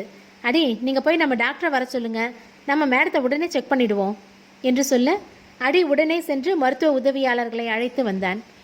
குமரனின் கட்டாயத்தின் பேரில் அவர்கள் உடனே ரேஷ்மாவை எம்ஆர்ஐ பரிசோதனைக்கு அனுப்பி வைத்தனர். பரிசோதனை முடிந்த கையோடு உடனே அந்த அறிக்கையை குமரன் உடனடியாக அரசு மருத்துவருக்கு அனுப்பி வைத்தார். வளன் கொலை தொடர்பாக தன் மீது போலீசாருக்கு சந்தேகம் வந்திருப்பதை உணர்ந்த ரேஷ்மா சற்று அச்சத்துடன் பரிசோதனை அறையிலிருந்து வெளியே வந்தாள். மேடம், உங்ககிட்ட இன்னொரு விஷயம் சொல்ல மறந்துட்டேன் என்று இன்ஸ்பெக்டர் குமரன் கூற, என்ன என்று சற்று அச்சத்தோடு கேட்டாள். உங்கள் புருஷன் ரோபோ லேபில் நடந்த ஆக்சிடெண்ட்டில் இறந்து போனதான்னு சொன்னீங்க. எனக்கு ஞாபகம் இல்லை, என் ஃப்ரெண்டு அனிதா தான் அந்த விஷயத்த சொன்னா. ஓ, இன் எனி கேஸ் நாளை கழித்து டெல்லியில் இருந்து ரோபோட்டிக் இன்ஜினியர் வருவார். எதுக்காக? உங்கள் லேபில் நடந்த ரோபோ விபத்தை பற்றி ஆராய்ச்சி செய்ய. ரேஷ்மா பதில் சொல்லாமல் விழித்தாள். சரி மேடம், இன்றைக்கி நல்லா ரெஸ்ட் எடுங்க. யாருக்கு தெரியும், நாளைக்கு என்ன வேணால் நடக்கலாம் என்று குமரன் அடியார் கண்பனை அழைத்து கொண்டு அங்கிருந்து செல்ல ரேஷ்மாவின் முகம் அதிர்ச்சியில் உறைந்திருந்தது. கத்திப்பாரா பாலத்தின் காலடியில் இருந்தது ஜெமினி லேப். காலை 7 மணிக்கெல்லாம் வெறும் வயிற்றில் இரத்த மாதிரி கொடுக்க வந்த சர்க்கரை நோயாளிகளின் கூட்டம் தாராளமாக இருந்தது. ரத்தம் கொடுத்து வந்ததும் வராததுமாக அவர்கள் பிஸ்கெட்டையும் இட்லி வடைகளையும் தேடி கை கால்கள் நடுங்க படையெடுத்தனர். வெண்மதி முகத்தில் ஒரு ட்ரிபிள் லேயர் மாஸ்க் அணிந்து கொண்டு கம்ப்யூட்டர் முன் இருந்த பெண்ணிடம் சென்று விசாரிக்க தொடங்கினாள். ஹலோ மேடம் என்று பதில் சொல்ல, இது ஃபார்மை ஃபில் பண்ணிவிட்டு அந்த மூலையில் இருக்கிற ரூமுக்கு போய் பிளட் சாம்பிள் கொடுங்க என்றாள். நான் டெஸ்ட் எடுக்க வரல. பின்ன, என் பேர் வெண்மதி, நான் ஹைகோர்ட்டில் லாயராக இருக்கேன். ஒரு கேஸ் விஷயமாக விசாரிக்க வந்தேன். கணினியின் மீது இருந்த கண்கள் முதல் முறையாக மதியின் மீது விழுந்தன. என்ன கேஸ்? போன மாதம் பாம்பு வெடிச்சு வல்லன்னு ஒரு சின்ன பையன் இறந்தான்ல, அந்த கேஸ் என்று மதி சொல்ல அவளது கண்கள் அதிர்ச்சியில் அகன்றன. சொல்லுங்கள் மேடம், என்ன விசாரிக்கணும்? இதோ இந்த ஃபோட்டோவில் இருக்கிற ஆளை பார்த்துருக்கீங்களா என்று முகமது அபீஸின் ஃபோட்டோவை காட்டி கேட்க அவள் திருவின விழித்தாள். இந்த ஆள் நேற்று சாயங்காலம் உங்கள் லேபுக்கு வந்து ஒரு ரிப்போர்ட் வாங்கியிருக்கான். இவன் இந்த கேஸில் ஒரு முக்கியமான அக்யூஸ்டு. என்னது? அவள் அதிர்ச்சியுடன் கூறினாள். ஆமாம், போலீஸ் தனிப்படை அமைச்சு அவனை தேடிட்டுருக்கு. அவளது முகத்தில் பதட்டம் அப்பட்டமாக தெரிந்தது. அவள் தான் அந்த ரிப்போர்ட்டை முகமது ஹபீஸிடம் கொடுத்திருப்பாள் என்று மதி ஊகித்தாள். மதி அவளது சீருடையில் இருந்த அவளது பெயர் பட்டியை பார்த்து, அப்போ உங்கள் பேர் நளினாவா? நைஸ் நேம் என்று சிரிக்க அவள் போலியாக புன்னகைத்தாள். நளினா, நீங்கள் எவ்வளோ வருஷமாக இந்த லேபில் வேலை பார்க்குறீங்க? 5 வருஷமா. ஈவினிங் வீட்டுக்கு சீக்கிரம் போயிடுவீங்களோ? இல்லை, 8 ஆகும். ஓ, அப்போ இங்கே அடிக்கடி வந்து போகிற ஆளுங்களெல்லாம் உங்களுக்கு நல்லா தெரியும், கரெக்டா? அவள் ஆம் என்பது போல் தலையாட்டினாள். இந்த பொண்ணு இங்கே இதுக்கு முன்னாடி வந்திருக்காளா என்று மதி ரேஷ்மாவின் ஃபோட்டோவை காட்டி கேட்க இல்லை என்பது போல் நளினா தலையாட்டினாள். இவன் என்று முகமது அபீஸின் படத்தை காட்டி கேட்க அவள் பதிலின்றி வாயடைத்தாள். நளினா, நான் ஒரு தடவை கேட்கும்போதே உண்மையை சொன்னீங்கன்னா நீங்கள் இன்றைக்கி நைட்டு 8 மணிக்கு நிம்மதியாக வீட்டுக்கு போகலாம். ஒரு வேளை உண்மையை மறைச்சிங்கன்னா அதை நான் இங்கே இருக்கிற சிசிடிவியை வச்சு கண்டுபிடிச்சேன்னா குற்றத்தில் உங்களுக்கோ உடந்தேன்னு போலீஸில் சொல்லிவிடுவேன். நீங்கள் இன்றைக்கி நைட்டு ஜெயிலுக்கு தான் போகணும். ஸோ ப்ளீஸ் பதில் சொல்லுங்கள். சாரி மேடம், 10,000 ரூபாய் கொடுக்கறதா சொன்னால் பணத்துக்கு ஆசைப்பட்டு என்று நளினா கண்கள் கலங்க சொற்கள் வராமல் அழத் தொடங்கினாள். Okay, relax. நான் கேட்குறதுக்கு ஒழுங்காக பதில் சொன்னால் இப்போவும் ஒன்றும் பிரச்சனை இல்லை. சொல்கிறேன் மேடம், சத்தியமாக சொல்கிறேன். நேற்று இவன் இங்கே எதுக்காக வந்தான்? ஒரு ரிப்போர்ட் ஒன்று கேட்டு வந்தான் மேடம். என்ன ரிப்போர்ட்? இதோ காட்டுறேன் என்று நளினா கம்ப்யூட்டரிலிருந்து ஒரு அறிக்கையை பதிப்பெடுத்து கொடுத்தாள். இதோ இந்த ரிப்போர்ட் தான் மேடம் என்று அவள் அதை வெண்மதியிடம் கொடுக்க, ஹோலி ஷிட் என்று வெண்மதி அதிர்ந்து போய் நின்றாள். பின்னிரவு 2 மணி. அரசாங்கத்தால் சீல் வைக்கப்பட்ட புவனேஷின் ரோபோ லேப். ஹெட்லைட் இருக்கும் ஹெல்மெட்டை அணிந்த ஒருவன் அரசாங்க சீல் வைக்கப்பட்ட அந்த 5 அடி இரும்பு கேட்டின் முன் வந்து நின்று சுற்றிலும் உன்னிப்பாக நோட்டமிட்டான். ஆங்காங்கே தெருவில் சுற்றி திரிந்த தெருநாய்களை தவிர அங்கே யாரும் இல்லை என்பதை உணர்ந்த பின் கேட்டை தாண்டி எகிரி குதித்து உள்ளே சென்றான். அந்த ரோபோ லேபின் அலுமினிய கதவில் இருந்த 6 லிவர் பூட்டை சுத்தியல் கொண்டு உடைத்து உள்ளே மெதுவாக பூனை போல் பதுங்கி சென்றான். லேப் முழுவதும் கும்மிருட்டாக இருக்க அவனது ஹெல்மெட்டில் இருந்த முகப்பு விளக்கு மட்டுமே வெளிச்சத்தை கக்கியது. லேபின் மூளை முடுக்கெல்லாம் ரோபோக்கள் மட்டுமே தென்பட்டன. 2 அடி முதல் 6 அடி நீளம் கொண்ட பலவிதமான ரோபோக்கள், 3 ஆக்சிஸ் முதல் 6 ஆக்சிஸ் வரை கொண்ட ரோபோக்கள், ஏஐ ரோபோக்கள் என பலவிதமான தொழிற்சாலை மற்றும் வணிக பயன்பாட்டுக்கு தேவைப்படும் ரோபோக்களை ஆராய்ந்து சீராய்ந்து உருவாக்கும் லேப் அது. அந்த லேபின் அனைத்து மூலைகளையும் நன்கு அறிந்தவன் போல அவன் அனாயாசமாக அந்த இருட்டிலும் சரியாக முன்னேறி சென்றான். லேபின் முக்கிய கட்டுப்பாட்டு அறையானது electronic lock, infrared sensor, biometric sensor என 3 அடுக்கு பாதுகாப்பு மூலம் காக்கப்பட்டிருந்தது. அந்த அறை மட்டும் UPNS மின்சக்தி மூலம் இயக்கப்பட்டு கொண்டிருந்தது. அவன் எலக்ட்ரானிக் லாக்கின் கீபேடில் 6 இலக்க எண்களை சரியாக அழுத்த முதல் அடுக்கு கதவு திறந்தது. ஆனால் IR சென்சார் அவன் உள்ளே நுழைந்ததை நுகர்ந்து உடனே பீகன் லேம்ப் ஒளியையும் அபாய பசர் சத்தத்தையும் இயக்குவித்தது. பின் அவன் துரிதமாக அங்கே இருந்த எலக்ட்ரிக்கல் பிளானலின் பிரேக்கரை ஆஃப் செய்ய அந்த சத்தம் அடங்கியது. 3வது அடுக்கு பாதுகாப்பான பயோமெட்ரிக் கீபேடில் அவனது கைரேகையை காட்ட அந்த கதவும் திறந்தது. 3 அடுக்குகளும் திறந்து கொண்ட சந்தோஷத்தில் அவன் துரிதமாக உள்ளே சென்று அங்கே இருந்த மாஸ்டர் கம்ப்யூட்டரை ஆன் செய்தான். ரேஷ்மா மற்றும் அவளது கணவன் விபத்துக்கு உள்ளான தேதியின் சாஃப்ட்வேர் புரோகிராமை பதிவிறக்கினான். அந்த புரோகிராமை படிக்க படிக்க அவனது கண்கள் அகன்றன. சற்று தாமதிக்காமல் அந்த புரோகிராமை அவன் உடனே டெலீட் செய்தான். அவன் டெலீட் செய்த மறுகணம் அங்கிருந்த விளக்குகள் அனைத்தும் உயிர் பெற்று பிரகாசமாக உளிர்ந்தன. ஹேண்ட்ஸ் அப் என்று சத்தம் கேட்க அங்கே கையில் துப்பாக்கியை ஏந்தியவாறு மயிலேறும் குமரனும் ஒரு சில காவலர்களும் இருந்தனர். அவன் என்ன செய்வதென்று தெரியாமல் அதிர்ச்சியில் அசைவற்று நிற்க மயிலேறும் குமரன் அவன் அருகே மெல்லச் சென்று அவன் ஹெல்மெட்டை கழட்டினார். அவனது முகத்தை பார்த்ததும் அவரையும் அறியாமல் ஆச்சரியம் அவர் முகத்தில் வெளிவந்தது. யூ ஆர் அண்டர் அரெஸ்ட் என்று குமரன் கட்டளையிட அவனது கையில் விலங்குகள் பூட்டப்பட்டன. சில நாட்களுக்கு பின் வலன் கொலை தொடர்பான வழக்கு விசாரணை குற்றப்பத்திரிகை விரைவு நீதிமன்றத்தில் தாக்கல் செய்யப்பட்டு அன்று காலை வழக்கு இறுதி விசாரணைக்கு வந்தது. பவித்ரா சார்பாக தனது இறுதி விவாதத்தை முன்வைக்க அடியார் கண்பன் அன்று ஆஜராகியிருந்தான். வெல்டன் அடி, யாருமே உங்கள் அக்காவை நம்பாதப்போ நீ மட்டும் உறுதியாக நம்பின. அந்த நம்பிக்கையால் தான் உண்மையான குற்றவாளியை கண்டுபிடிக்க முடிஞ்சது என்று வெண்மதி அடியார் கண்பனிடம் கூற அவன் வழக்கு தொடர்பான கோப்புகளின் மீதே கவனமாக இருந்தான். அடி என்று அவள் அவனது கையில் அடிக்க, என்ன என்று அவன் சற்று பதட்டமாக கேட்டான். முகம் முழுவதும் வியர்வை துளிகள் பூத்திருந்தன. Are you anxious? ஏன் டென்ஷனாக இருக்க? தைரியமாக பேசிடுவல்ல? இல்லை நான் வேணும்னா என்று மதி கேட்க, நோ என்று சட்டென்று கூறினான் அடி. அடி, எனக்கு நம்பிக்கை இருக்குது, என்னால் வாதாட முடியும். எங்கள் அக்காவும் அதை தான் விரும்புவா. நீதிபதி வந்ததும் அனைவரும் எழுந்து நிற்க நீதிபதி அடியார் கண்பனை வாதாட அழைத்தார். தனது கருப்பு கோட்டை சரி செய்து கொண்டு அடி தன் இருக்கையில் இருந்து எழுந்து குற்றவாளி கூண்டில் இருந்த பவித்ராவையும் பார்வையாளர் பகுதியில் கண்கள் கலங்க அமர்ந்திருந்த தன் அம்மாவையும் பார்த்தபடி முன்னே சென்றான். யுவர் ஆனர், 1000 குற்றவாளிகள் தப்பிக்கலாம், ஆனால் ஒரு நிரபராதி கூட தண்டிக்கப்படக்கூடாது என்ற கொள்கையின் அடிப்படையில் அமைக்கப்பட்டது தான் நம்ம குற்றவியல் சாசனம். அந்த அடிப்படையில் இதோ குற்றவாளி கூண்டில் இருக்கிற மிஸ்ஸஸ் பவித்ரா அவர்களும் ஒரு நிரபராதி. அவர் விடுவிக்கப்பட வேண்டும். கோர்ட்டில் இருக்கும் அனைவரின் கண்களும் அடியின் மீது பதிந்திருக்க அவனுக்கு பதற்றம் நொடிக்கு நொடி அதிகமானது. மூச்சு விட சற்று சிரமமாக இருந்தது. தன் அக்காவை பார்த்தபடி அடி மூச்சை இழுத்து விட்டு சற்று தனது மன அழுத்தத்தை குறைத்தான். இந்த கேஸ் ஆரம்பித்த நாளிலிருந்தே போலீஸும் சரி சிபிஐயும் சரி ஒரே பரிமாணத்தில் விசாரித்ததோட விளைவு இதோ இங்கே இருக்கிற பவித்ரா மீது சுமத்தப்பட்ட கொலை குற்றச்சாட்டு. வெடிகுண்டு இருந்த மினிக்காரை ஆர்டர் செஞ்ச ஒன்றை மட்டுமே வச்சுக்கிட்டு பவித்ரா தான் குற்றவாளின்ற ஒரே முனைப்பில் விசாரணை நடந்தது. ஆனால் தடயங்களும் சாட்சிகளும் ஒரே ஒரு உண்மையை மட்டும் தெளிவாக சொல்லுது, பவித்ரா நிரபராதின்னு. அடி மேற்கொண்டு பேச முடியாமல் மூச்சிறைக்க தடுமாற வெண்மதி சென்று அவனுக்கு குடிக்க தண்ணீர் கொடுத்து அவனை தேற்றினாள். வேணும்னா ஒரு பிரேக் எடுத்துக்கோங்க அடியார் கண்பன் என்று நீதிபதி மேரி மாதா சொல்ல, இல்லை மேடம், ஐ எம் ஓகே என்று உறுதியாக சொன்னான். Okay, continue. எல்லா குற்றவாளிகளும் தாங்கள் செய்யும் குற்றத்தில் ஏதாவது ஒரு தடயத்தை மறந்து போய் விட்டு போவாங்கன்றது நம்பிக்கை. இந்த கொலை வழக்குலையும் கொலையாளி விட்டு தடயம் தான் ரோபோ லேபில் இருந்த software program. Come to the point அடியார் கண்பன். யுவர் ஆனர், வல்லனுடைய தந்தைக்கு சொந்தமான ரோபோ லேபில் சில மாதங்களுக்கு முன்னாடி நடந்த விபத்தில் ஒரு ரோபாட்டிக் இன்ஜினியர் காலமானார். அவரோட மனைவி இதோ இங்கே இருக்கிற மிஸ்ஸஸ் ரேஷ்மா பலத்த காயங்களோட மருத்துவமனையில் அனுமதிக்கப்பட்டார் என்று அங்கே தலையை தொங்க போட்டிருந்த ரேஷ்மாவை காட்டி கூறினான் அடி. தனக்கு அம்னீஷியா இருப்பதாக அனைவரையும் நம்ப வச்சு தனது தோழி அனிதாவோட தயவில் சில மாதங்கள் மருத்துவமனையில் இருந்தாங்க. ஆனால் உண்மையில் அந்த ரோபோ லேபில் நடந்தது விபத்து அல்ல, கொலை. தனது கணவன் ரோபோ மெயின்டெனன்ஸ் வேலை செஞ்சுட்டு இருந்தப்போ மேனுவல் மோடில் ரோபோவை செயல்படுத்தி அவரை தாக்கி அவர் உயிரிழக்கும்படி செஞ்சாங்க. அதோடு தன் மீதும் சில லேசான காயங்களை ஏற்படுத்தி எல்லாரையும் ஏமாத்திருக்கிறாங்க. யுவர் ஆனர், சரியான ஆதாரம் இல்லாமல் இவர் கூறுறதை ஏற்க முடியாது என்று டேவிட் குறிக்கிற, ஆதாரம் இருக்கு யுவர் ஆனர், அதற்கான காணொலி ஆதாரம் இதோ என்று அடி ஒரு பென்டிரைவை நீதிபதி முன் இருந்த 49 இன்ச் மானிட்டரில் பொருத்தினான். அந்த காணொலியில் முகத்தை மறைத்த ஒருவன் வந்து அந்த சாஃப்ட்வேர் ப்ரோக்ராமை டெலீட் செய்ய முயன்று போலீஸில் சிக்கிக் கொண்டது ஒளிபரப்பானது. இந்த சம்பவம் நடந்த அன்னைக்கு திரு மயிலேறும் குமரன் அவர்கள் திருமதி ரேஷ்மா கிட்ட அவரோட கணவர் இறந்த அன்று பதிவான ரோபோ ப்ரோக்ராமை ஆய்வு செய்ய டெல்லியிலேருந்து ஒருத்தர் வரதா சொல்லியிருந்தார்.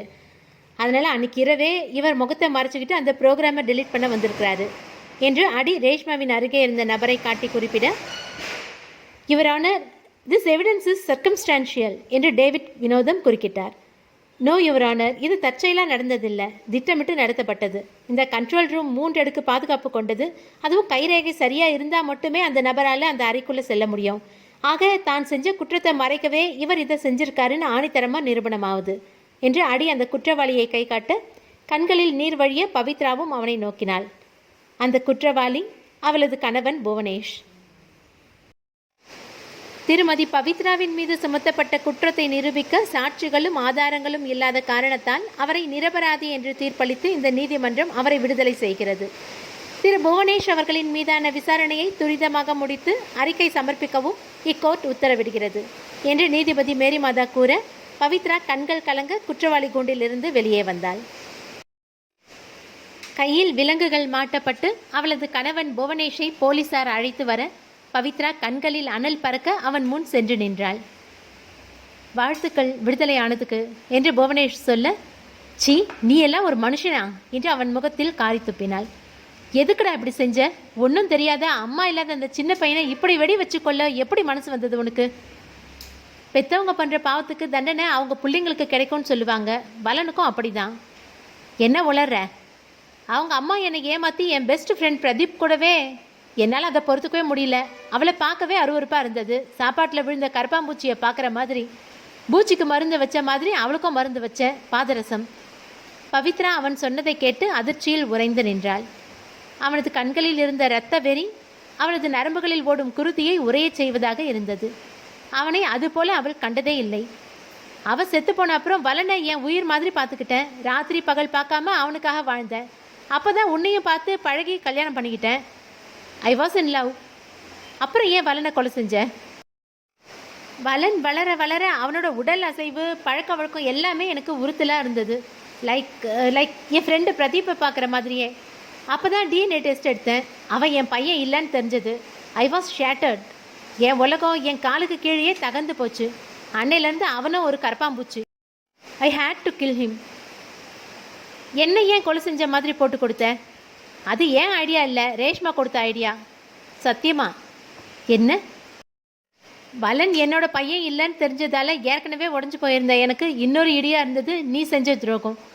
நான் என்ன செஞ்சேன்? பவித்ரா கண்களில் நீர் மல்க கேட்டாள். உன் காதலன் கார்த்திக், அவனை காதலிச்சதை மறைச்சி என்ன கல்யாணம் பண்ணிக்கிட்ட 2 பேரும் தொடாமலா காதலிச்சிருப்பீங்க? சீ வாய மூடு. உண்மையை சொன்னால் கசக்குதா? 2 பேரும் ரகசியமாக சந்திச்சிருக்கீங்க. அவனுக்கு நீ கத்தையாக பணம் கொடுத்துருக்க. இதெல்லாம் என்ன? என் பணத்தை உன் காதலுக்கு ஏன் கொடுத்த? அது நான் சம்பாதிச்ச பணம்.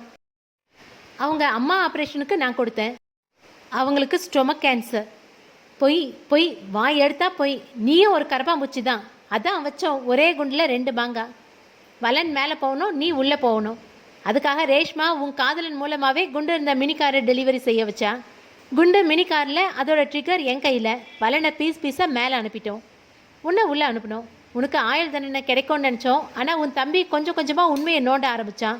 அப்போ தான் உன்னை உள்ளே தீர்த்து கட்ட முடிவு பண்ணி ஜெயிலுக்குள்ளே ஆள் அனுப்பினேன். ஆனால் நீ அதுலேயும் தப்பிச்சிட்ட. உன்னை என்று புவனேஷ் பவித்ராவை வெறியுடன் தாக்க முயல அடி நடுவே பாய்ந்து அவனை தடுத்து நிறுத்தினான். போலீசார் உடனே அவனை சுற்றி வளைத்து பிடித்து இழுத்துச் சென்றனர்.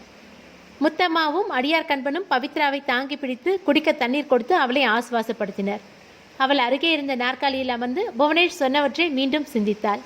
தான் காதலித்து திருமணம் செய்த கணவன் இப்படிப்பட்ட ஒரு வஞ்சகன் என்பதை அவள் மனம் ஏற்க மறுத்தது.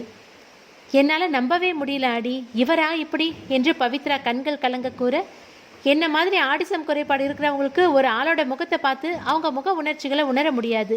ஆனால் உண்மையிலேயே யாராலையும் இன்னொரு மனுஷன் முகத்தை பார்த்து அவனோட உணர்ச்சியை உணர முடியாது. மனசில் வஞ்சத்தை வச்சுக்கிட்டு வெளியில் சிரித்து பேசுவாங்க. வாய் நம்மளை வாழ்த்துற மாதிரி பேசும். மனசு நம்ம சீரழிஞ்சு போகணும்னு நினைக்கும். எனக்கு ஒரு விஷயம் மட்டும் புரியல அடி. என்ன? எதுக்காக முகமது ஹபீஸ் அந்த லேபுக்கு போகணும்? எதுக்காக புவனேஷ் அந்த ராத்திரியில் ரோபோ லேபுக்கு போகணும்? முகமது ஹபீஸ் ரேஷ்மா மூலமாக தான் புவனேஷ் வீட்டுக்கு வேலைக்கு வந்தான். அங்கே நடக்கிறது எல்லாமே ரேஷ்மாவுக்கு உளவு பார்த்து சொன்னான். ஒரு கட்டத்தில் புவனேஷ் ரேஷ்மா 2 பேருக்கும் பிரச்சனை வந்திருக்கு. கல்யாணம் பண்ணிக்க முடியாதுன்னு புவனேஷ் சொல்லியிருக்காரு. அதனால் கோவத்தில் ரேஷ்மா வலனோட டிஎன்ஏ ரிப்போர்ட்டை வச்சு மிரட்டி பணம் பறிக்க முகமதுவோட சேர்ந்து பிளான் பண்ணியிருக்கா. போலீஸ் ரோபோ லேபுக்கு போக போகுதுன்னு நாங்கள் சொன்னதும் அவரை மிரட்டி அங்கே போக சொல்லியிருக்கா. அவரும் கரெக்டாக அங்கே வந்து வசமாக மாட்டிக்கிட்டாரு. கடவுளே, மனுஷங்க இப்படி கூடவா இருப்பாங்க என்று பவித்ரா அழ, விடுடி, இன்னையோட உன்னை பிடிச்ச சனி விட்டது. எல்லாத்தையும் தலை முழுகிட்டு ஒரு புது வாழ்க்கையை தொடங்கு என்று அவளை மார்போடு அணைத்தாள் முத்தம்மா. அடியார் கண்பனும் கண்கள் கலங்க அந்த அணைப்பில் ஐக்கியமானான். சில மாதங்களில் முத்தம்மா தலைமையில் பவித்ராவின் முன்னேற்பாட்டில் அடியார் கண்பனும் வெண்மதியும் திருமணம் செய்து கொண்டனர். முற்றும். கதை பிடிச்சிருந்தா லைக் பண்ணி ஷேர் பண்ணுங்க. மறக்காம சப்ஸ்கிரைப் பண்ணி பெல் நோட்டிஃபிகேஷனை ஆன் பண்ணிடுங்க. அடுத்து நீங்க கேட்க விரும்புறது கிரைம் கதையா குடும்ப கதையான்னு மறக்காம கமெண்ட் பண்ணுங்க. நன்றி.